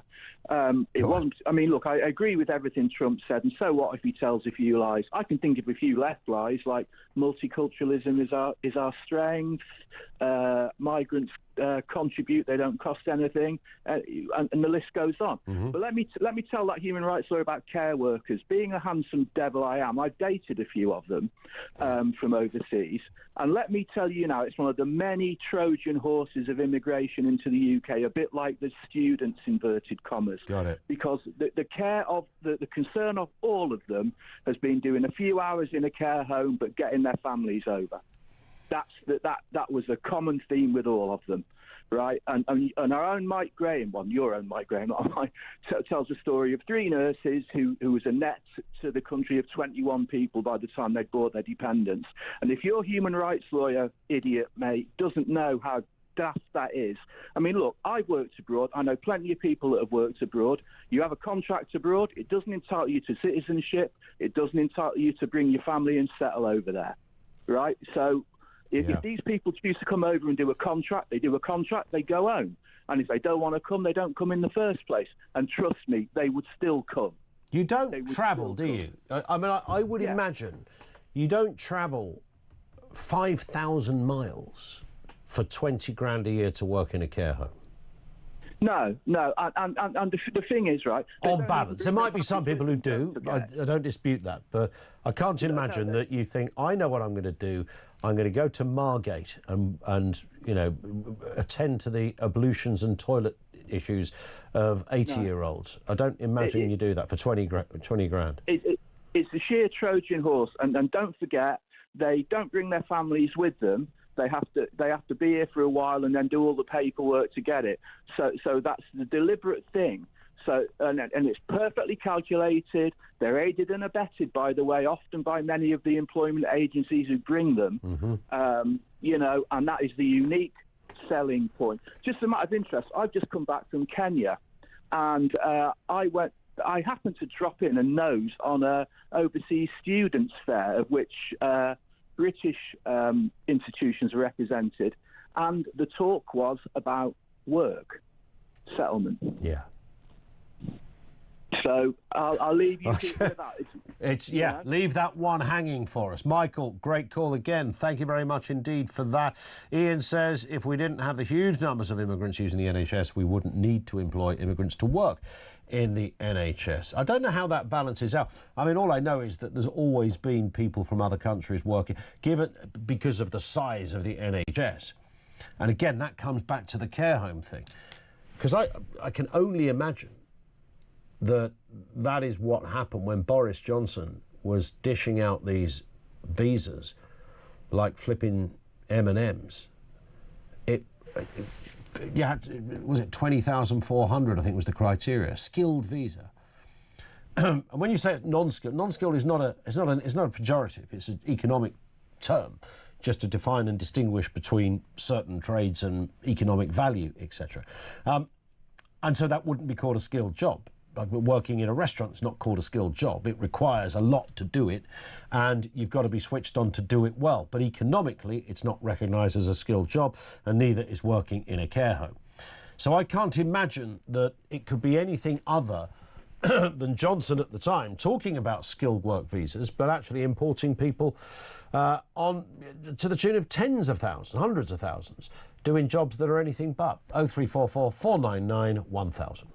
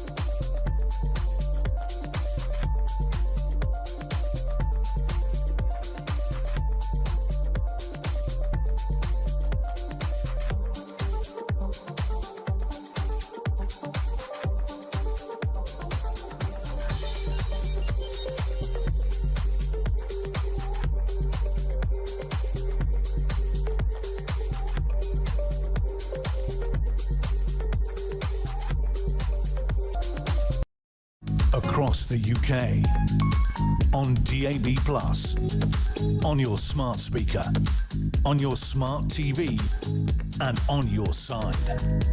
This is Talk. It is Talk 25 to 3. The story of Musa Qadri, who's avoided jail after attacking a Quran burner with a knife. This has sparked outrage about two-tier justice. Critics say the lenient sentence reflects favouritism towards cultural sensitivities. Let's have a reminder of what happened. In the Quran. No, you shouldn't be. Listen. It's my religion. You don't buy Quran. What are you doing? Come on, man. What are you doing? You're standing out in public road with knife. He went into his residence here. He went into here, took a knife, come out, and started attacking him with a knife. Unbelievable. Yeah, and one thing that doesn't get mentioned enough, also there's a Deliveroo driver there who also gives the guy a kicking as well at the same time. This is an extraordinary, as far as I can see, clearly a potentially lethal scene. I'm going to kill you. His reasoning was that he insulted my religion, was what Qadri said. This is kind of a blasphemy thing? I guess that's how you'd have to interpret what happened there. Incredibly violent, a significantly sized knife out on the street, broad daylight. He wanted to kill the man. He swerved, clink. How did he do that? David Shipley, social commentator, is with us. I know you've just written about this in The Spectator. I think it's just landed as we speak. David, I mean, this is an extraordinary one, isn't it? I mean, the world has always been, the UK has always been full of prison sentences and nobody can work out, you know, why did the fella get this over there but not over there, and that's gone on forever. But this is a particularly sharp, focused example of something really strange, I would suggest. I completely agree, and I think the video you showed there, obviously because this is daytime television, doesn't show the moment of the assault, which is actually quite violent. And I think we're not allowed to show that. Of course, but I think if viewers are able to look that up online, they'll see that there's a pretty vicious assault conducted by Musa Qadri. And if you read through the judge's sentencing remarks, clearly what's happened is he came across a stranger burning a Quran on the street. He was enraged. He went back into his house, got a knife, and then, while shouting, "I'm going to kill you," came back and assaulted Hamid Koskan with a knife. So this is a really serious, violent assault. Yeah. And I think the most peculiar thing is, you know, Hamid Koskan has been convicted essentially for breaching Islamic blasphemy rules in burning a Quran. He's still appealing that case. And yesterday, when the judge came to sentence Musa Qadri, you could hear it in every word. He wanted to excuse him. And I think it's about the third sentence. He said, this man was burning the Holy Quran.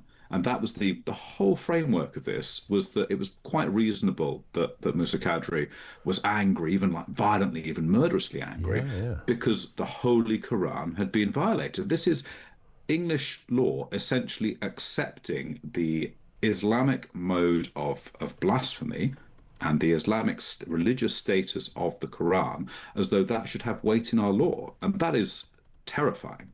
Yeah, that was the bit that, I mean, there was many bits of this that jumped out at me. But the emphasis and the weight that the judge gave to that, you know, the holy, not just the Quran, the Holy Quran, giving a kind of very different sort of flavour and authenticity to the religious argument, of which there is no place, and there's nothing in our law that suggests that is correct. But that is certainly the direction of travel from some judges. Yes, exactly. And I think the thing is here, Musa Qadri clearly has previously had an unblemished life. He's never been in trouble with the law before. The judge may well have wanted not to send him to prison, but he could have done that by saying, actually, this is a terrible violent assault. It is not the acceptable or normal thing in England to attack someone with a knife because they have burnt a book which is important to you. He could have gone through all of that and then said, I am going to spare you jail because of your previous good character, because of these references, because of all this other stuff. He didn't do that. He chose essentially to validate everything that Qadri believes. And I think that is what we should be really concerned by. The judiciary are, in a quite clear way now, accepting that Islamic blasphemy law should have status, and that it is reasonable for a Muslim to become angry and violent in this way. Yeah. Bearing in mind how often we talk about knife crime, and certainly in the capital city, but elsewhere as well. I mean, this happened in Knightsbridge, so right in the, in the heart of the capital. We talk about knife crime, how out of control it is, kids walking around wielding knives and waving at people, chasing them, etc. And we pretty much have one universal response to that this is out of control, and Sadiq Khan has lost control of the streets, and something needs to be done, greater sentences. And yet here we have a grown adult, a 59-year-old man, for goodness sake, doing precisely that in broad daylight. Nothing really happens. He doesn't go to jail. I mean, I cannot fathom where this sits in the grander scale of things that are meant to make sense. It's very peculiar, isn't it? I think the thing here is that the CPS chose to charge essentially with the most light charge they could. They chose common assault. Now, common assault is more normally used if I threaten you, if I don't even touch you, if I threaten you, that could be a common assault. If I push you, that could be a common assault. If I spit on you, that's a common assault. Generally speaking, if someone makes a verbal threat to kill, goes and gets a knife, comes back and attacks the person with it, they would be facing potentially a charge of ABH. If they cut the skin, which I understand did happen in this case, they would expect a charge for threats to kill. Yeah. And they could also be facing, in this case, a charge of perverting the course of justice, because in the judge's sentencing remarks, he mentions that Musa Qadri sent the police a fake photo of a different knife, a sort of palette knife for spreading icing on a cake, pretending that was what he was using. If you watch the video, it very clearly wasn't. So the CPS could have chosen to charge with much more significant charges, which I think they would have clearly have had a good prospect of conviction or a guilty plea on. And had Qadri pleaded guilty to those charges, he would absolutely have gone to prison. I spoke to some experienced barristers about this last night, and they agreed that there's no way on those charges that perhaps he could have faced, he would have avoided jail. And a typical person, if a young person who said committed a crime that's on the streets, they would be facing years in jail. So it's a bizarre decision by the CPS. It's completely bizarre. And the idea that he sent a photograph to the judge of the knife, I mean, was that not taken as an exhibit and put up and held in a courtroom, that this is the knife he used? You might think it would be. You would think so. Look at it. There's this real sense here that the whole system has tried to be as soft on him as possible. I did ask the CPS to explain why they chose to use these very, very lightweight charges. There was also no attempt to apply, a hate crime charge here. And you could argue that this crime may have been committed because of a lack of religious belief in Hamid Koskan, who is a sort of former Muslim who no longer ascribes to the faith. And that could be classed as a hate crime, which would also exacerbate the sentence. But that hasn't been done either. Quite extraordinary. Listen, David, always great to have you on. Thank you for your views on this. David Shipley, social commentator, who sounds, I think, as confused as the rest of us. I mean, the judge, who, throughout the summing up, I mean, he could not have been more glowing about this this violent Qadri character. When he talked about you're good in the community, and you're a carer and a man that people like, of good character, you've never done anything before. He's a maniac wielding a knife, threatening to kill a man in the street.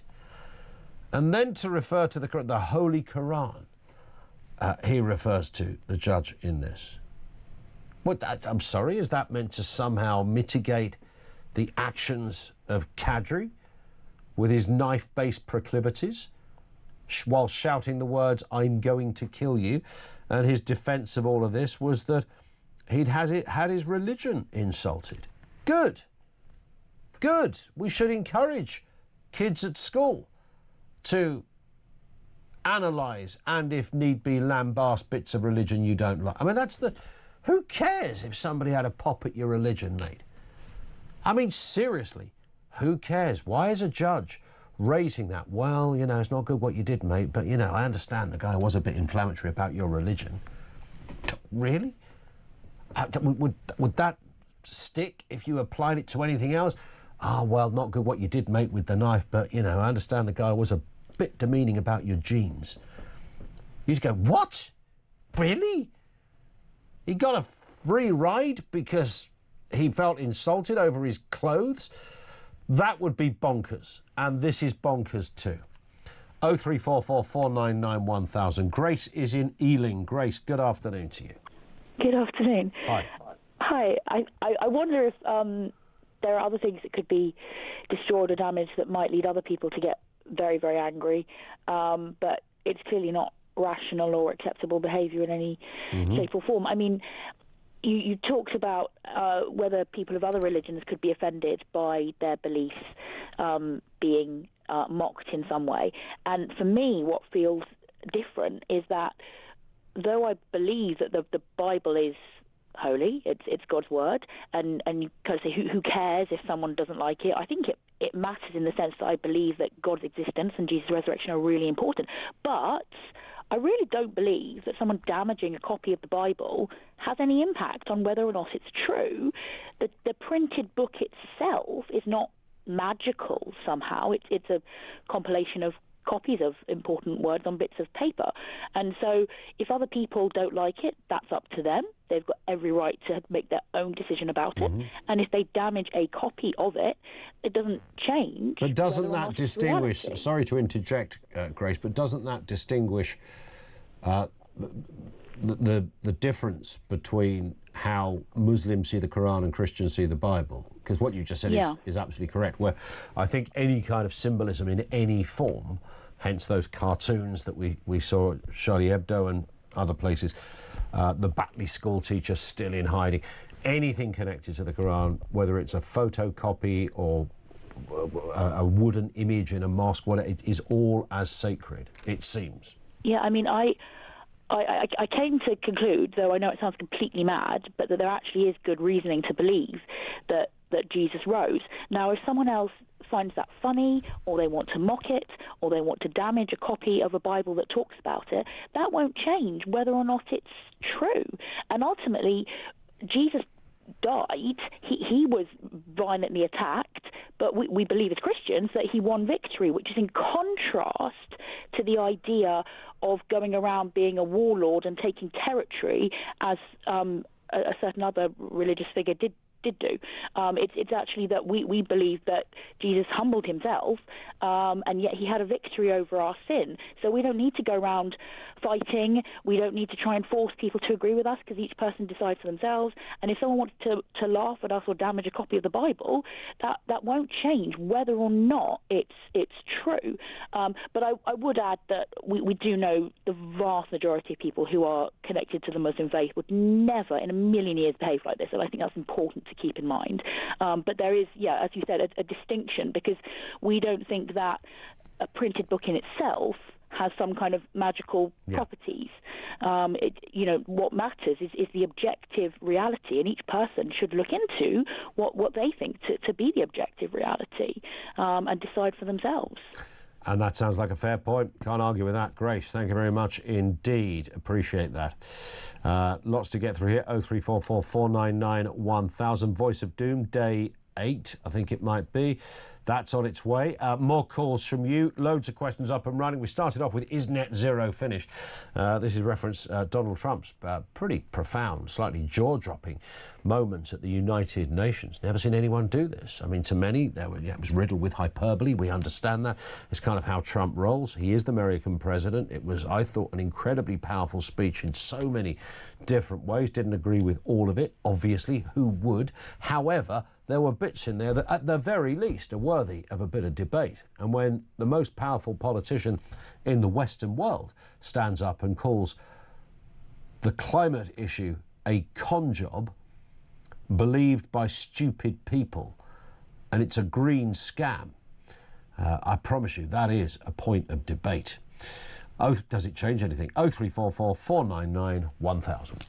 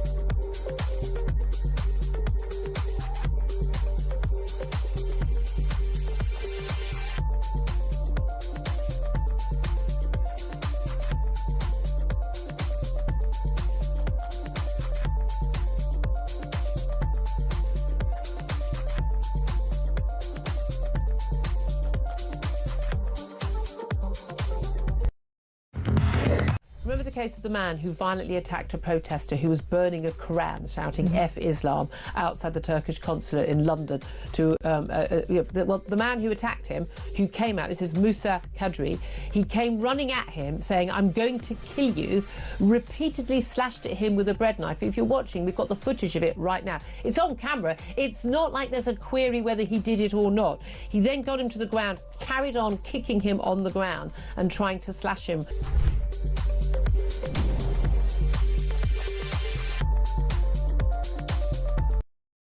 Across the UK, on DAB+, on your smart speaker, on your smart TV, and on your side. This is Talk. It is Talk. 10 to 3, I think it is. Yeah, 10 to 3. The man flu is kicking in good and proper, I can tell you that much, but don't worry, I'll carry on. You know, you do that kind of stuff here. We've got the voice of doom. This is the mystery voice of a political persuasion. It's day 8. Nobody so far has got it right. Can you identify who this is? Got off to a pretty messy start. It's quite a tricky one. It's a politician. Could be from 5 years ago, could have been 5 days or 50 years ago.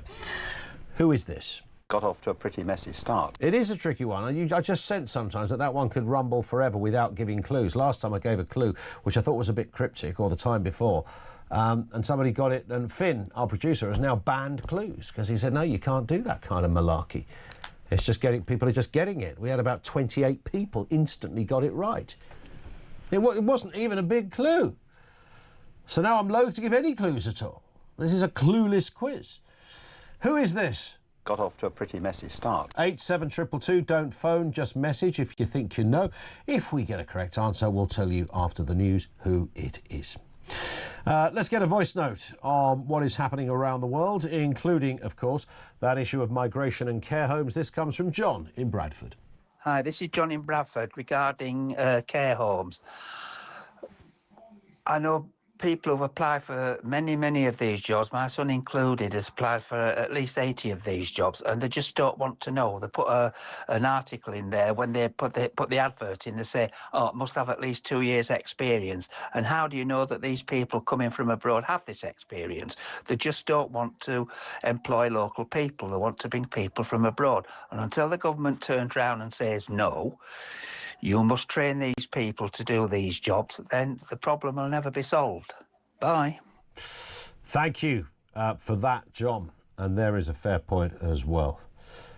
Christian says, I'm a Latter-day Saint and would... That's Mormon, isn't it? Yeah, and I would feel offended by someone burning the Book of Mormon.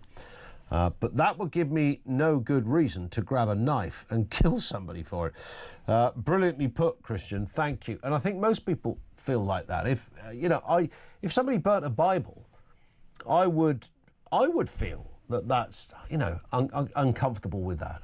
The idea that somebody deliberately sets out to provoke.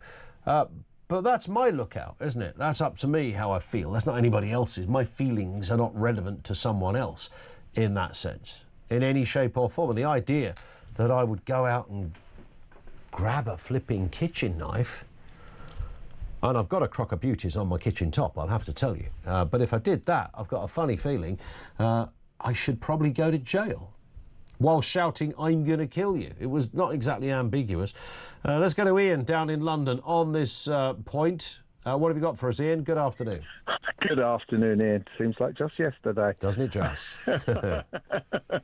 Right. What I want to know is, if I grab a keyboard down and I start doing some little words, right, why should I get 31 months like that poor woman got banged up for 31 months for writing on a keyboard and then, took it down in, 2 seconds? How can she feel compared to this guy that's gone like a lunatic, with a knife in the street? Well, at the same time, I mean, we could go on all afternoon, I guess, Ian, on this. At the same time that she was getting jailed for 31 months, there were people who downloaded images of graphic child sex abuse who didn't go to jail at all, right? It's almost beyond belief. I know she was jailed in a context. It was the riots, it was all of that, and she wasn't solo in that. However, there is no one that could ever say 31 months for that was right and proper. Absolutely no one. Even left-wing lawyers I interview don't agree with that. No, but it's not so much of that. It's like, how does this other guy get off in comparison? I don't know, but he's not alone in getting off. But the question, I suppose, was his religion or his culture relevant to the way the judge viewed the case? Absolutely. I think so. Absolute. I think it was. I don't know why it would be. I don't know what's in it for the judge. I've got no idea why the judge would want to be quite so glowing about the man's character references and charity work and the fact that he's a carer for someone. Okay, everyone's entitled to have that said in court. I get it, but it seemed the judge made a big thing of this.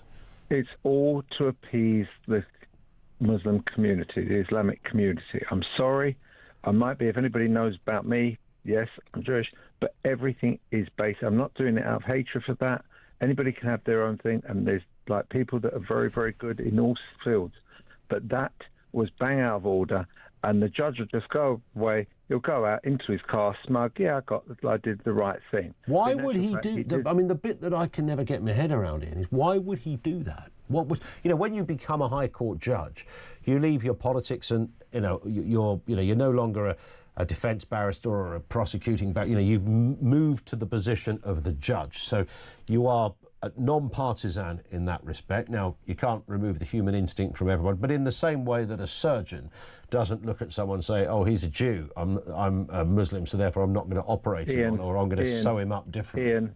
Ian, wake up and smell the coffee. There are, in the medical profession, people at the moment that will not go near a Jewish person if they're Muslim. They don't want to know. They're not allowed to, though, right? I mean, if they were said that out loud. Yeah, but you've had it in Whipps Cross. It was in the papers. It's been in the Manchester. Remember with that young boy? With the young boy, they left him on the floor in Manchester about a year or so ago. It goes on. It's like sometimes you can take the person out of the area, but you can't always take the area out of the person.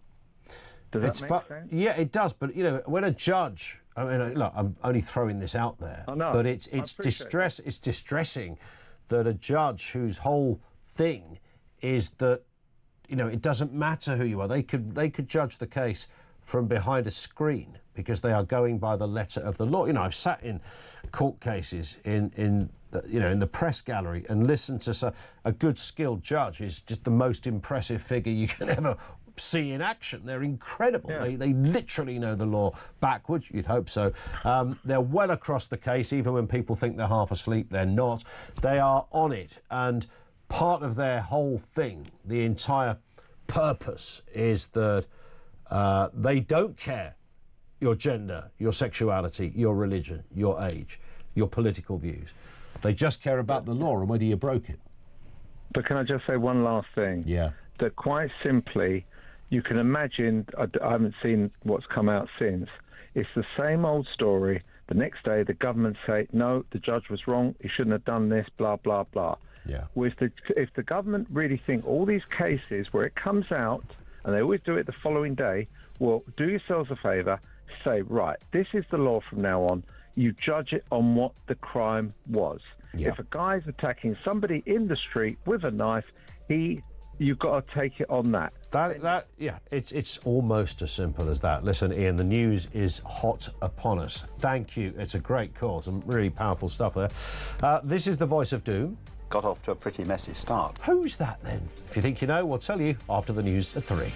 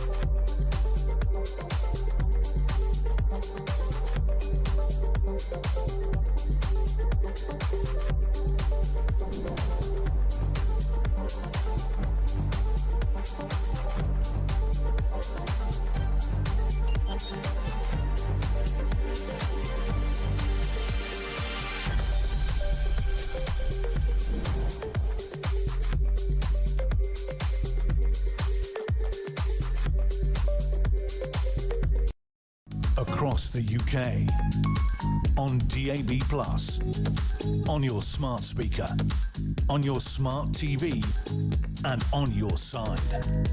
This is Talk.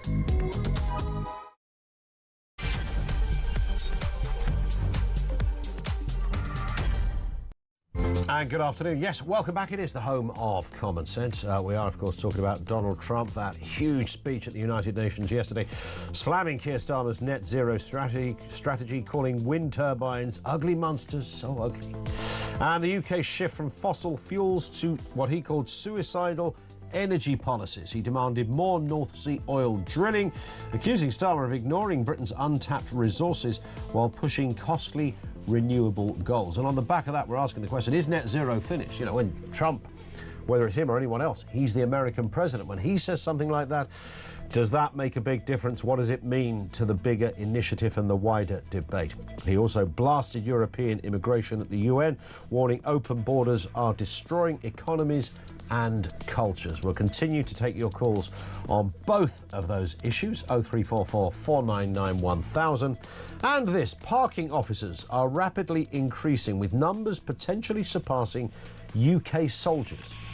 We've got more traffic wardens than soldiers. That literally tells you everything. This is councils focusing on revenue from fines. The prioritisation of parking enforcement over national defence highlights Britain's misplaced priorities. Well, it certainly does that. You do wonder, don't you, who does that job?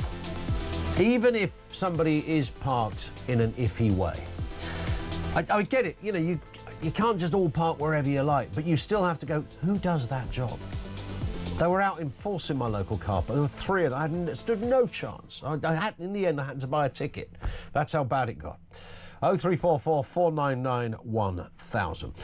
Lots to get through, more calls and comments coming in from you. And this story, Donald Trump called on NATO to shoot down Russian aircraft, violating airspace during those UN talks with Zelensky. This, of course, has escalated tensions with Moscow. Shifting from earlier caution, Trump now demands stronger action, while Britain signals readiness to respond to Russian incursions. Let's have a listen to President Zelensky responding to Donald Trump on this. This was also at the United Nations yesterday. Trump is a game changer by himself if he will be sure in Ukraine. And I think that he is more close now to this situation, and that's why, and between us, only Trump can. For today, we know some not too much players in the world who can be game changers, but he's the most closer to this. So he's the game changer. Their relationship, of course, wasn't always like that. Let's speak with Philip Ingram, Senior Military Intelligence Officer. Good to see you, Philip. I mean, it was kind of I mean, that whole Trump thing was a bit weird yesterday, wasn't it? I mean, it was interesting to watch. And I know he throws in a bit of hyperbole and, you know, occasionally just makes something up. But he's a very seductive person to listen to, and he is the president. Well, he is, and you know, he's got the whole of the United Nations General Assembly eating out of his hand. They want to know what he's saying, and he's got European leaders going around and doing everything they possibly can to try and keep him on side. So he's got a huge amount of influence, and what he said yesterday was a real game changer. If he doesn't change his mind in his next Truth Social post later this afternoon or tomorrow morning. Well, that's the problem, isn't it? And that's the kind of, in a way, that the sort of downside of Trump is that he does move from, you know, I mentioned the Oval Office moment with Zelensky, which was, again, another jaw-dropping moment. It was almost a fight, you know, between Zelensky and Vance and Trump and everything that was going on. And then, of course, half an hour later, he said, oh, Zelensky's my best friend, I don't like Putin. And then it's Putin, no, this guy's a good guy. Then they had the big meeting in Alaska. They met on the tarmac, they shook hands, they broke bread together. And that appears to have come to nothing, and I think he said that over here last week, didn't he, the Chequers press conference. He's let me down. Yeah, well, I think Donald Trump's coming to slow realisation that Vladimir Putin's been playing him. You know, he said before he got inaugurated, that he'd solve it within 24 hours. Yeah. Then it went 100 days. Then it went, Vladimir Putin is my friend, I'll get this sorted. And he's suddenly realizing he can't. And the one thing that Donald Trump wants is the Nobel Peace Prize. And the one barrier there is to him getting the Nobel Peace Prize is Vladimir Putin not doing what Trump wants. Yes. And that's beginning to, I think, frustrate him. There is a different phrase, but I think it's frustrating Donald Trump, and that's why we're seeing his rhetoric aimed at Vladimir Putin getting stronger. You know a thing or two about military strategy, it's fair to say, Philip. What will Putin be making of all of this? Because there's a sort of, people keep, I know it's a tired cliche now, but saying it's like a game of chess. You know? They moved, they did this, he's predicting not the next move, but the one after that and the one after that. A lot of this is about not losing face. He's got a reputation to keep, but both within his government and the wider country and the wider world. Putin's feeling increasingly emboldened. He won in Alaska. He controlled Donald Trump. Yes, Donald Trump's come out with a lot of rhetoric and changed rhetoric since Alaska, but Vladimir Putin has tested NATO's resolve with drones flying into Poland, with MiG-31s flying over Estonian airspace, with drones going over Copenhagen airport and into some of the Swedish airports. And all that's resulted in is NATO getting together and having an Article 4 meeting, which is effectively a collective stiff letter and finger waggling. Rather than it being from a single nation, it's a collective finger waggling. But Putin's going, well, that's not going to really affect things. And then Donald Trump ties any reaction, economic reaction from him to Europe stopping importing Russian oil and gas, and therefore it kicks it off into the long grass. Putin's sitting there going, well, I can keep doing this, and he's feeling quite emboldened. Tie that in with him being alongside Xi Jinping in China at the big military parades and all the rest of it. He's just feeling stronger and stronger and stronger. Indeed, and there are other countries, of course, that seem to be behind Russia as well. Significant economies that are kind of backing him, or at least certainly not condemning him. And of course, you have to contextualise all of this, that the days of, when Gorbachev hit the scene and Thatcher was there and they called her the Iron Lady, she said, I think this is a man we can do business with, or something of that nature, and this relationship developed, and Reagan was in on it, and it all looked good. They were pressing the flesh all over the place, and that was the game changer. What we're now back to is what was there before, aren't we? And it's getting worse. Gorbachev, Thatcher and Reagan were probably the three world leaders that brought us closer to peace. Reagan had almost taken us to nuclear war, even closer than the Cuban Missile Crisis back in '83, just before that. But it was that relationship between Gorbachev, Thatcher and Reagan that really moved things forward. Things are getting worse now, and unfortunately our politicians have got less appetite to make decisive decisions and make aggressive decisions, and Putin will only respond to aggression and respond to strength, and we're not showing that strength. That's the problem. What happens if Putin isn't there? Because I've always thought, and this is such a layman's thing to say in terms of warfare, but if we have the SAS and other countries have their own similar sort of supreme elements of fighting in a military fashion. Somebody wanted to take Putin out, they could do, couldn't they? Well, yes, but... I'm not saying it's the work of a moment, but, what does that achieve? Better the devil you know than the devil you don't. Putin's next layer underneath him, and there isn't a natural successor. Some of them are the architects of what's going on inside Ukraine, and they're more extreme than Vladimir Putin. They've come up with the denazification excuse. They've come up with an awful lot of the other tactics that are there. And you then get this power struggle inside the Kremlin. And it would almost be like a Vatican conclave, but with violence and everything else associated. People get in to elect a new oligarch in chief to run the criminal network that underpins the Russian government. That would not bode well necessarily for international relations, and could put us back even further. Where do you see this in, say, a year's time, Philip? A year's time, we'll still be talking about the same.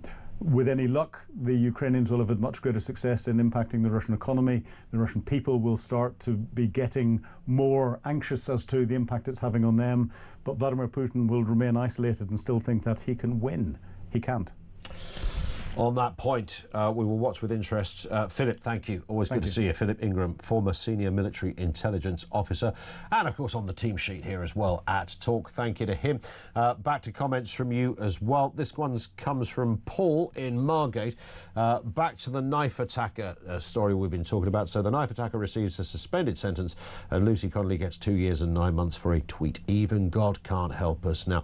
And naturally, people are sort of gravitating towards those comparisons. And I've said not to excuse anything, because nobody really should be going to jail for writing stuff on social media. I know it's more than that. I know that doesn't define what the story is, but you take the point. There is much more to the story in that sense, but 31 months in jail for that is utterly extraordinary. And then you look around and you see a whole load of other issues where people are not going to jail for what are demonstrably far more serious crimes. Let's get a voice note. This is Sue in Southampton. And your human rights lawyer talks a lot of rubbish, by the way, an absolute load of rubbish, but then he would. Because let's face it, who's paying him? We are. From our tax money, we are paying him to stand up for all these migrants, and they're economic migrants, and they have no respect for us. They rape our children. They rape our women. They just don't care, and they are not coming here to give us anything. We just don't get anything out of them. All we do is pay taxes out for them to be here. That human rights lawyer is he's laughing his head off, because what he does is take our tax money to make sure they stay here. And that is just, that's criminal in a way, really, isn't it? And I loved Trump's speech. I think Trump was bloody brilliant. Sue, thank you very much indeed for that. It's a view. It's a view. By the way, in the interest of balance, the human rights lawyer would say he's concerned with human rights and not making money. It's about integrity, not about cash. Ian says, so a Muslim wielding a knife to kill someone is ignored, but people protesting against an immigration sex criminal being allowed to live next door to a school are branded white racist. That kind of just brilliantly gives the example of why people are angry. And I know there's not always an equivalence with these things. We can talk about disproportionate sentencing. And I've done this for 20 years. In all sorts of fields. It's mad. I don't understand it. There is a thing, there's certainly a debate going on in the Sentencing Council that should somewhere along the line try and find more of a balance. Drink driving, a bloke can get a year's ban in one part of the country and a 2-year ban in another part of the country for exactly the same offence, exactly the same amount of alcohol in their system. It's that. And I know there are other circumstances.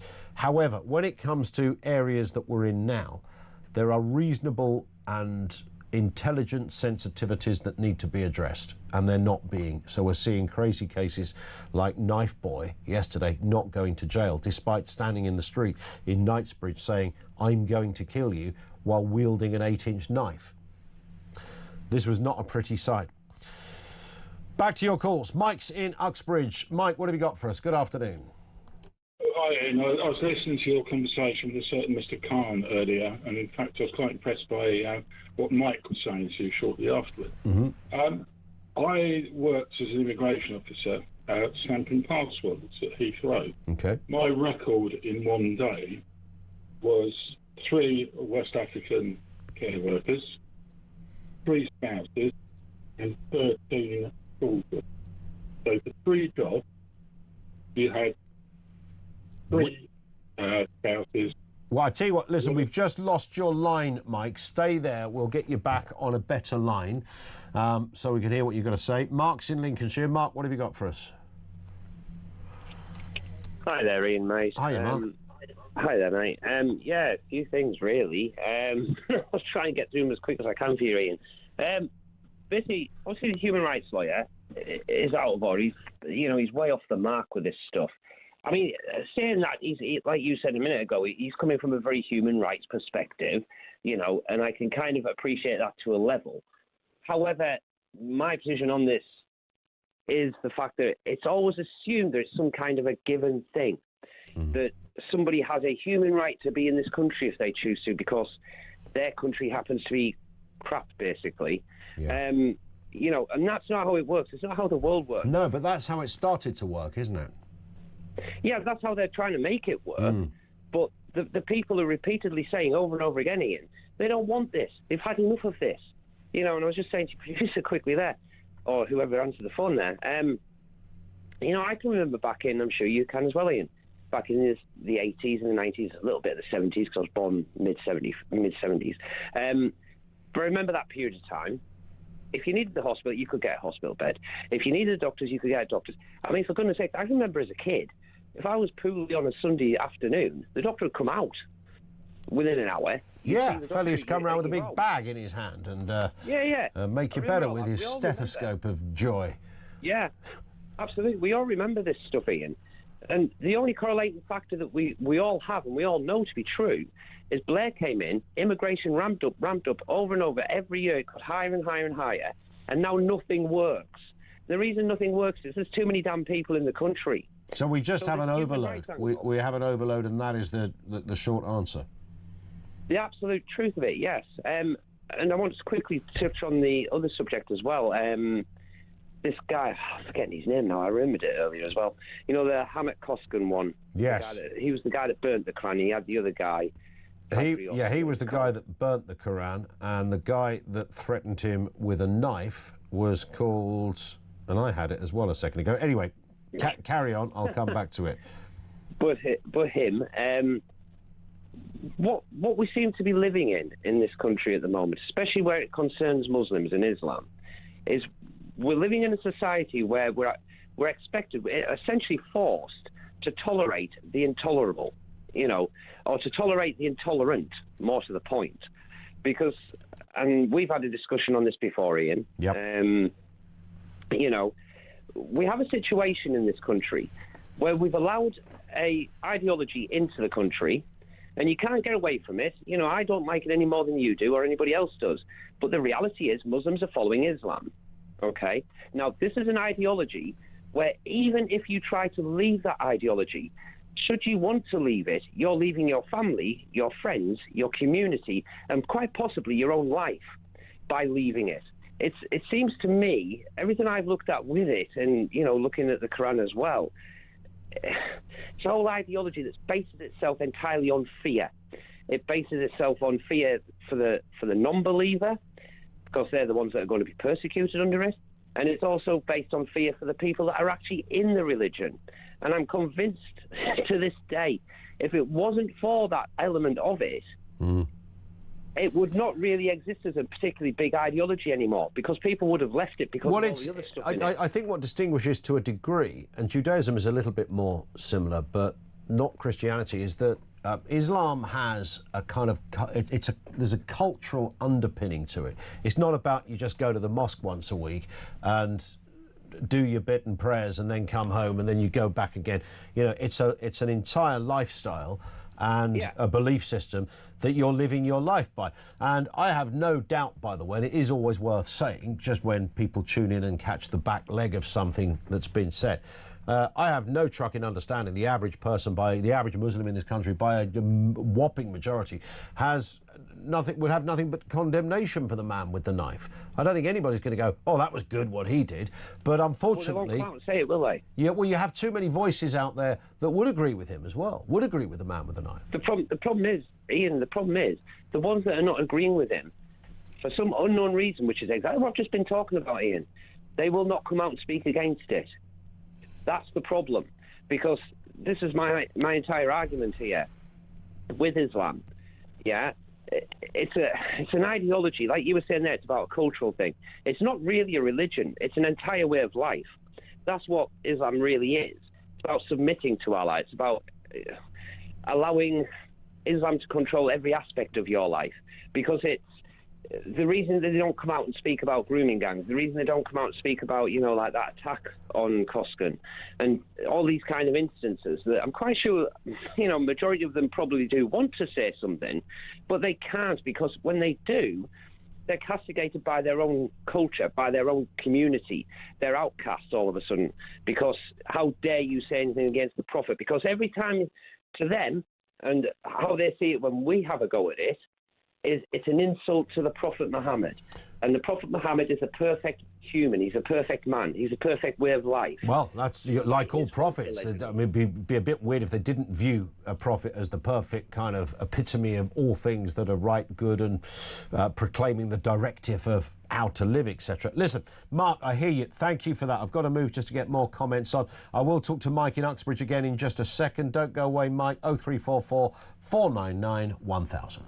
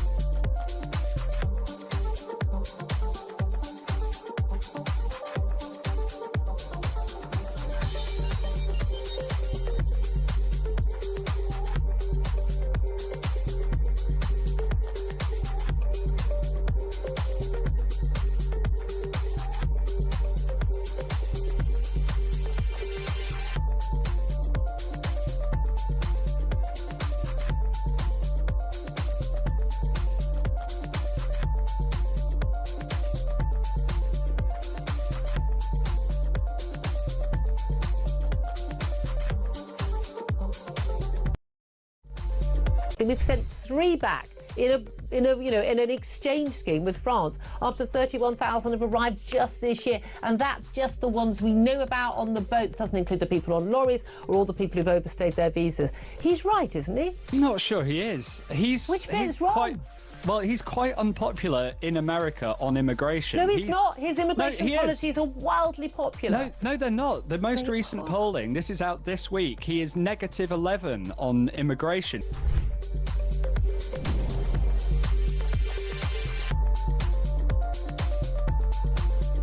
Remember the case of the man who violently attacked a protester who was burning a Quran, shouting F Islam outside the Turkish consulate in London to, the man who attacked him, who came out, this is Musa Kadri, he came running at him saying, "I'm going to kill you," repeatedly slashed at him with a bread knife. If you're watching, we've got the footage of it right now. It's on camera. It's not like there's a query whether he did it or not. He then got him to the ground, carried on kicking him on the ground and trying to...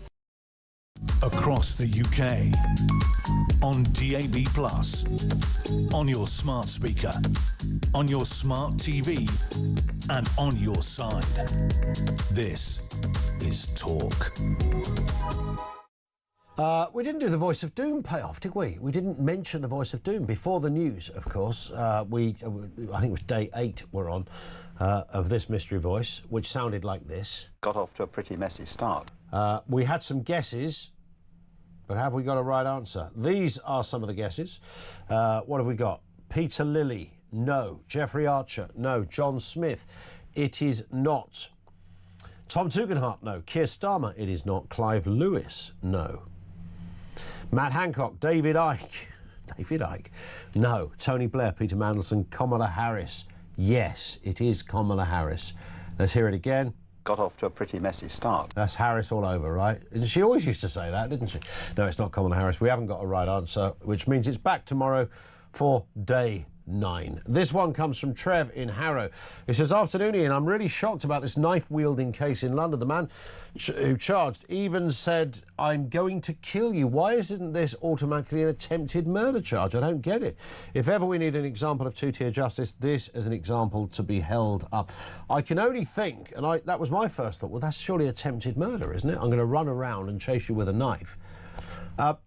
If the police had charged him with that, and it got to a Crown Court, I think it would. The CPS might not have upheld it by going, well, actually, he didn't literally attempt to kill him, and so you might end up getting nothing, and that's sometimes why the CPS, why they lower the bar of what they charge them with.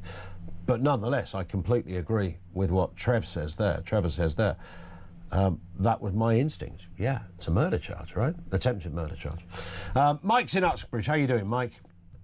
Hi, can you hear me better now? I can hear you better now. You were at Heathrow, you were an immigration officer, and we were talking about the amount of situations, or care home workers, I think you said, that came through the system. Yes, on one shift, 3 care home workers from West Africa. Yeah. 3 spouses. Okay. A total of 13 children. Wow. 2 of them had 4 kids, and the other had 5 kids. Blimey. So for hardly a day's worth of care workers, you had 3 spouses coming along, obviously to issue parking tickets, because that's very popular with them. Well, it's the growing trend, don't you know? Yeah, it made me laugh there when he said that. And of course, 13 children, all under the age of 18, automatically entitled to free education. So that's half a teacher. And all of this is assuming, by the way, that the person who's the care worker is still a care worker. Well, that's right. Of course, they change jobs. The ironic thing is, when we used to get single Asian males coming in, producing documents saying, oh, I've done this online course, you're thinking, actually, I'd rather have that West African care worker who's got kids and more likely to be able to do the job. Yes. But, of course, that's 3 families coming in requiring accommodation. And the answer to Mr. Khan that you had on earlier, the lawyer, we haven't got room for you. We haven't got room in this country for all that. And why should we have to pay? That's a great, if no other reason, we haven't got room. It's that, right? Schools, housing, NHS, literally haven't got room. And, you know, the idea that all of the people that come here, I mean, you just mentioned the secret part of the story, not so secret, the most kind of jaw-dropping part of the story are the spouses. Because, of course, you can have this limit that Boris Johnson set, 20,400 quid, and you come over. Your spouse doesn't have to have any qualification.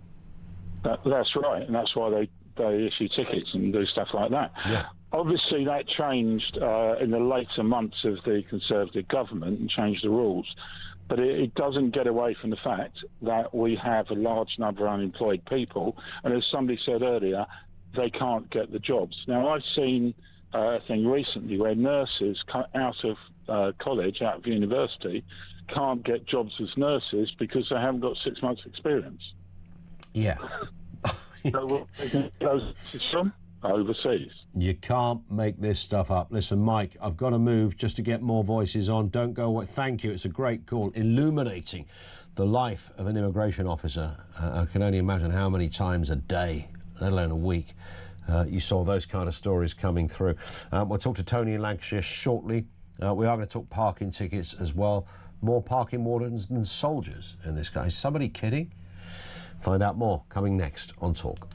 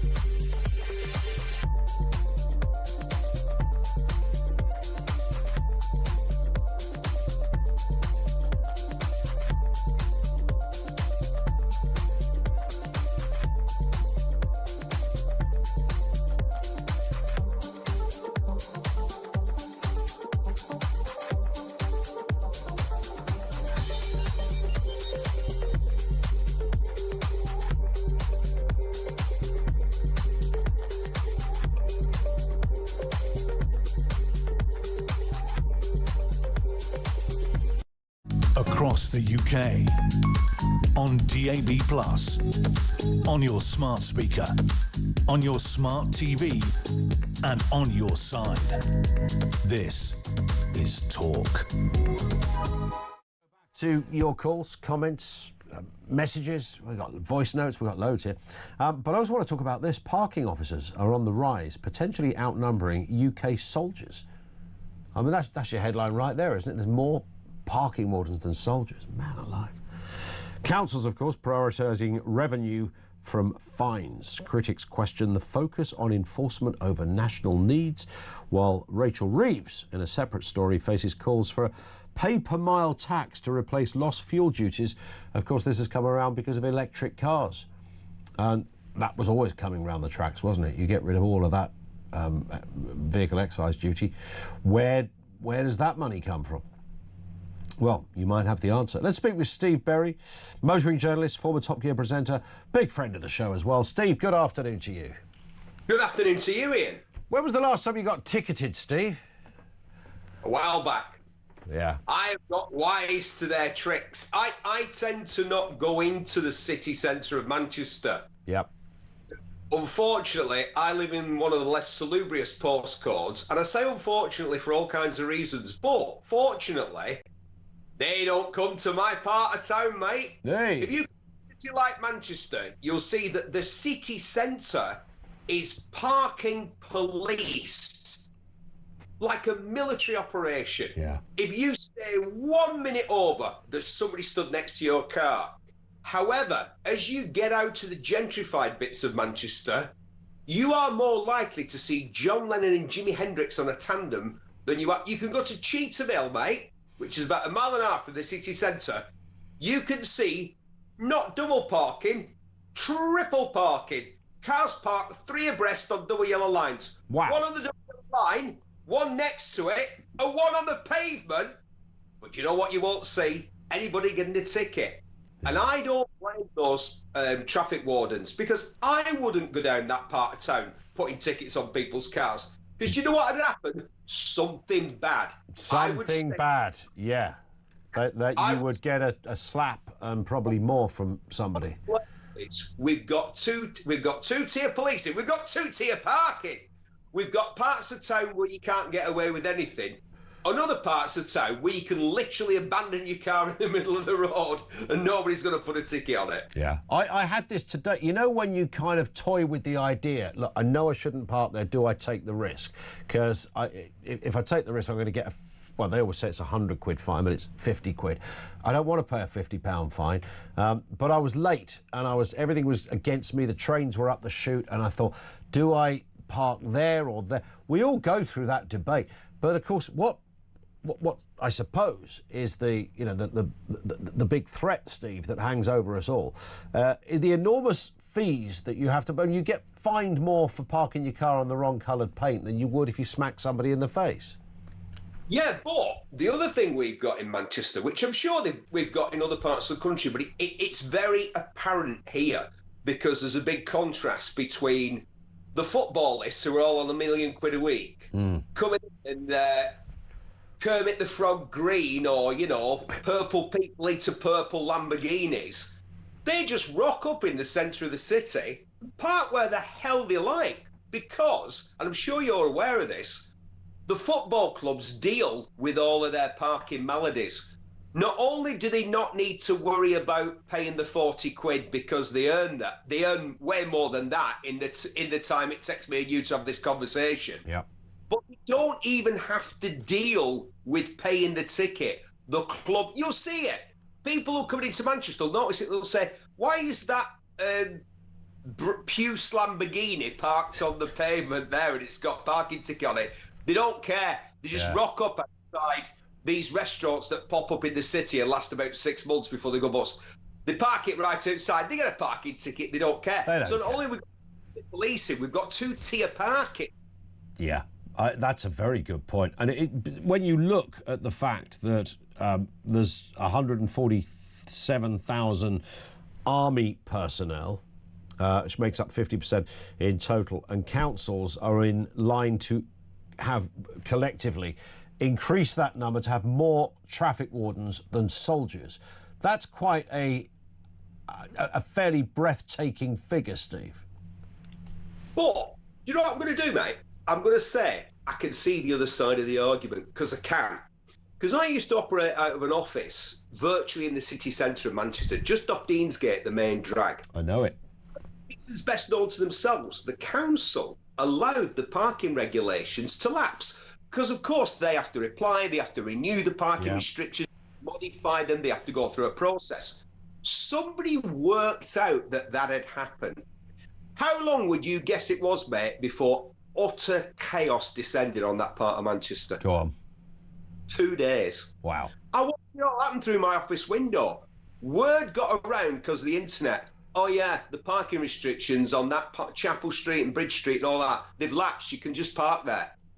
People were just rocking up and just abandoning their cars. Yeah. And it was 2 days before, and I swear to God, 2 days before people were going at each other in the streets, before they were throwing hands.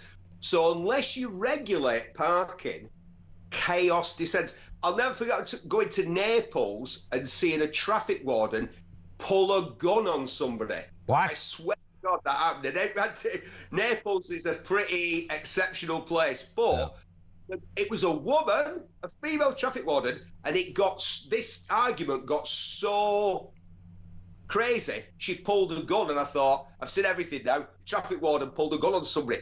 But parking's one of those things. People can get very upset and excited about it. Yeah. But I'm saying this, if you don't regulate parking, chaos descends. I know, about... and I share that view, Steve, and I've never quite... I mean, it does seem just disproportionate that the fines are very, very big for what is, in the grander scale of life, a very minor misdemeanour. So notwithstanding the fact that I do understand everything you've just said, simultaneously... you could wipe somebody's weekly budget out by just sticking a ticket on their car. So that side of it is tricky. And, of course, it's a multi-million, probably billion-pound business. The people that run the car parks where I live I looked them up because I got a ticket a little while back, and they proudly boast they are Europe's biggest car parking company. So they're not just here, they're all over the place. There's big money in their parking hills. There are, and the problem is they get addicted to the revenue, don't they? Yeah. But in public, they have to say, oh, it's all about persuading people to use more efficient, more effective ways of moving about the built environment. We'd like them to take the tram. We'd like them to get on a bus. The problem if you get on a bus or a tram, I'm going to say again, people are going to go, does this guy just bang on about Manchester? I'm sure it's the same in Birmingham or Glasgow or Cardiff or Newcastle, wherever the heck you are. If you get on public transport, you have to mix with those people that Margaret Thatcher warned us about. Do you remember when she said that? She said, if a man in his 30s, and me and you, that's a long way for them, finds himself on a bus, he has to ask himself the question, why? Yeah. And I thought, because, you go on public transport and there be dragons. It's all very well for them saying that. I remember seeing our glorious mayor, Andy Burnham, doing a broadcast from Eccles bus station, and his mayoral car was parked about 3 or 4 feet out of shot. So as I cycled by, I was cycling. I wasn't driving, I was cycling. As I cycled by, I hurled some abuse in the general direction, so they had to do it again. Stand next to a bus and then get in your car and buzz off to your office. Go on, telling us to go on buses. And was he going on the bus? Was he hellers like? Was he hellers like? It's Berry on a bike that I'm still stuck with that image now. Well, the thing is, although I am a proponent of internal combustion, whether it comes with 2 wheels attached to it or 4 wheels attached to it, I've always been a keen cyclist since I was a kid. I'm from Bury. We had Reg Harris, who was like the multiple sports personality of the year cyclist. And then recently, the Yates brothers, one of them finished 3rd in the Tour de France, went to my school. Yep. So I've always been a mad cyclist. And a lot of the time, I've gone towards the car and then thought, nah, I'm going to rock up on the bicycle. It's 2 mile. I'm going to cycle, and then I'm going to do what I have to do. And then do you know what I'm going to do? I'm going to have a couple of pints of British bitter beer brewed in Lancashire. Yeah. And then I have to worry about getting a pull on the way on, because if I lose my driving licence, that's my livelihood and my career down the Swanee. Correct. Plus, I don't agree with drink driving. Although, after my last escapade, after I had one too many and tried to cycle home, I woke up in the morning, Ian, and I had two things. I had a really big weird bruise on my leg, and not just the seat, but the entire seat post was missing off my bicycle. Really? And I'm damn I don't know what happened to it. So you can't remember. Someone nicked part of your bike. I can't remember. Massive bruise. I thought, how did I do that? And then I looked at my bike and I thought, where's my seat? The seat post. And then I think that's related to the massive bruise. But I think it probably is. Listen, Steve, you may need that bike a little more going forward, of course, because just a final story here. Rachel Reeves facing calls to introduce pay per mile. This is largely to address the decline in fuel duty revenues caused by electric cars. We knew this was going to happen years ago. They've talked about pay per mile forever, haven't they? It's never happened in this country, although... no, the M6, that's not the pay per mile, it's a toll, isn't it? On that, yeah. If you want to take that part of the M6. So we don't have pay per mile here, do we, as far as I can think? But when you think about it, it makes perfect sense. I mean, I was talking to my daughter earlier and she said, so she's 30, and she said, well, you don't just get a bill from the electric company saying, here is your bill for electric, which is the same as everybody else's bill. Yeah. You don't get a utility. The roads are a utility. But there isn't like a standing charge for any other utility. With anything else, you pay as you go. You switch the light on, you turn on the gas fire, you pay as you go. Yeah. The problem with pay as you drive, of course, is Big Brother is very much watching you, my friend. They know where you're going, they know when you're going. And I think a lot of people are worried about something written down on paper that pops through the door when they're not there. 100%. That are living in that house exactly where they've been and exactly when they've been. Oh, you went to the football with the lads, did you? Well, here on the pay as you drive, it says that you were 3 miles in the other direction, you dirty dog. This is the problem. We're all going to be what? But here's the thing, Ian. People are saying, the problem with pay per mile is we're being watched all the time. Mate, you know this, I know this. We're being watched all the time already. Well, that is often the overarching point, isn't it, to all of that? Listen, it's always great. Steve, you've been fabulous. Thank you again. Steve Berry, motoring journalist. You may remember Steve from the days he presented Top Gear as well. 0344 499 1000. It's bang on about the parking ticket dilemma. What do? You can't have no rules at all. It would be chaos and bedlam out there. Simultaneously, the cost of parking is huge. The cost of a fine, often from a minor error, you're not trying to get away with it, you just didn't get back on time, or you didn't manage to pay on the app within a certain period, etc., or there was no Wi-Fi. All of these kind of issues. It's brutal out there. Let's go back to your calls. Mark is in Cambridgeshire. Mark, what have you got for us? Good afternoon. Hi, Ian. Yeah, Hi. It's just about this taxi scam. I've got two things to mention, if that's all right. The taxi scam. One, it's completely unbelievable. I've never felt amazed every time I get up in the morning and I read something or hear something that still makes me go, you are kidding me. Yes. Yeah? It's being one. But what I can't get my head round is this lack of accountability at all levels of government for people making obvious stupid errors that cost us a fortune, i.e. the taxpayer. It's just bewildering. This is the trouble, you see, with the public sector. Nobody can be sacked for cocking up, basically. Civil servants seem to face no personal accountability for mistakes. The system just absorbs the blame collectively, meaning nobody is ever responsible for these stupid acts of just illusion. Well, that's what I said at the beginning. Did nobody spot this? There's various components to the system. The person that books the cab, the person that drives it, the cab company, the person that authorised the system, the bloke that put it in. But did nobody go, hang on, this is a bit weird. I'm taking this fella up to Manchester, but he lives in Maidstone. Why? To see his doctor. Why am I doing this? I mean, you can't blame the cab companies because obviously, no disrespect to them, but it's business, isn't it? Happy days for them. What group of people actually sat around, wherever it was in the government, and went, I know, why don't we let everybody have a cab to wherever? And then where's this person that says, no, stop, this is not right, this is not right, because just ordinary citizens like us pay the price, don't we? High taxes, reduced services, blah, blah, blah. And the second point, if I may, is I used to work, it's not just happening in taxi companies and around the migrant crisis, I used to work for a patient transfer company, a privately owned company for the NHS.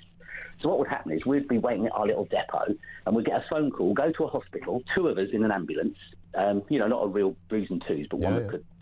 And we would take somebody all around the country to take them home because they had either fallen ill in this area where I live, Cambridgeshire, gone to a hospital. I used to go to places like Swansea, Bournemouth. I even went up north to Manchester, and we just drop them off at home and then drive back. So, it's happening in every part of our government-funded society. It's just ludicrous, and that's the NHS. So it's been going on for years. It is. It's the tax. I had a boss who ran the previous station I was at, or here, but TalkSport, and he's run quite a lot of sort of media stuff, and he said the first thing you do when you take over a company is check the taxi bill. He said because there will be.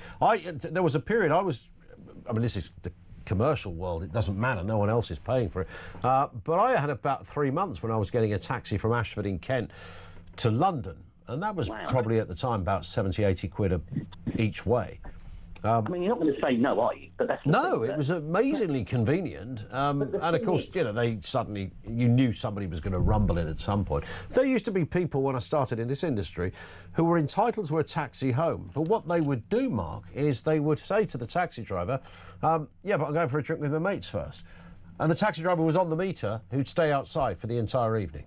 Of course he would. He's not going to say no. So he gets, what'd you get out of that? 300 quid? I don't know, and then the person gets taken home. But the biggest problem of it all, the conclusion is, how do we stop it? Yeah. Well, it needs a big voice, doesn't it? Yeah. Well, no accountability. It doesn't matter, does it? Because nobody's going to get sacked, are they? Well, exactly.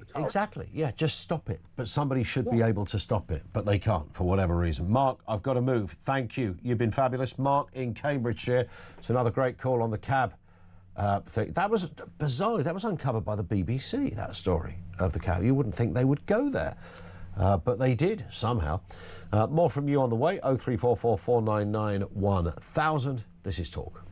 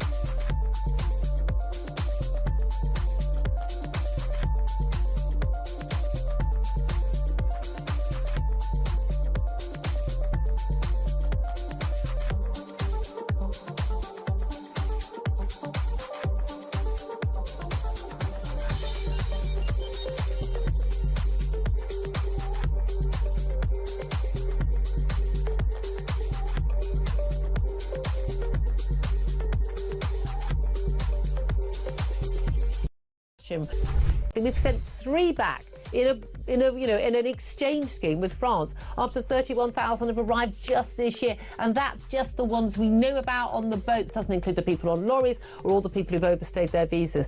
He's right, isn't he? I'm not sure he is. Which bit's wrong? Well, he's quite unpopular in America on immigration. No, he's not. His immigration policies are wildly popular. No, they're not. The most recent polling, this is out this week, he is -11 on immigration.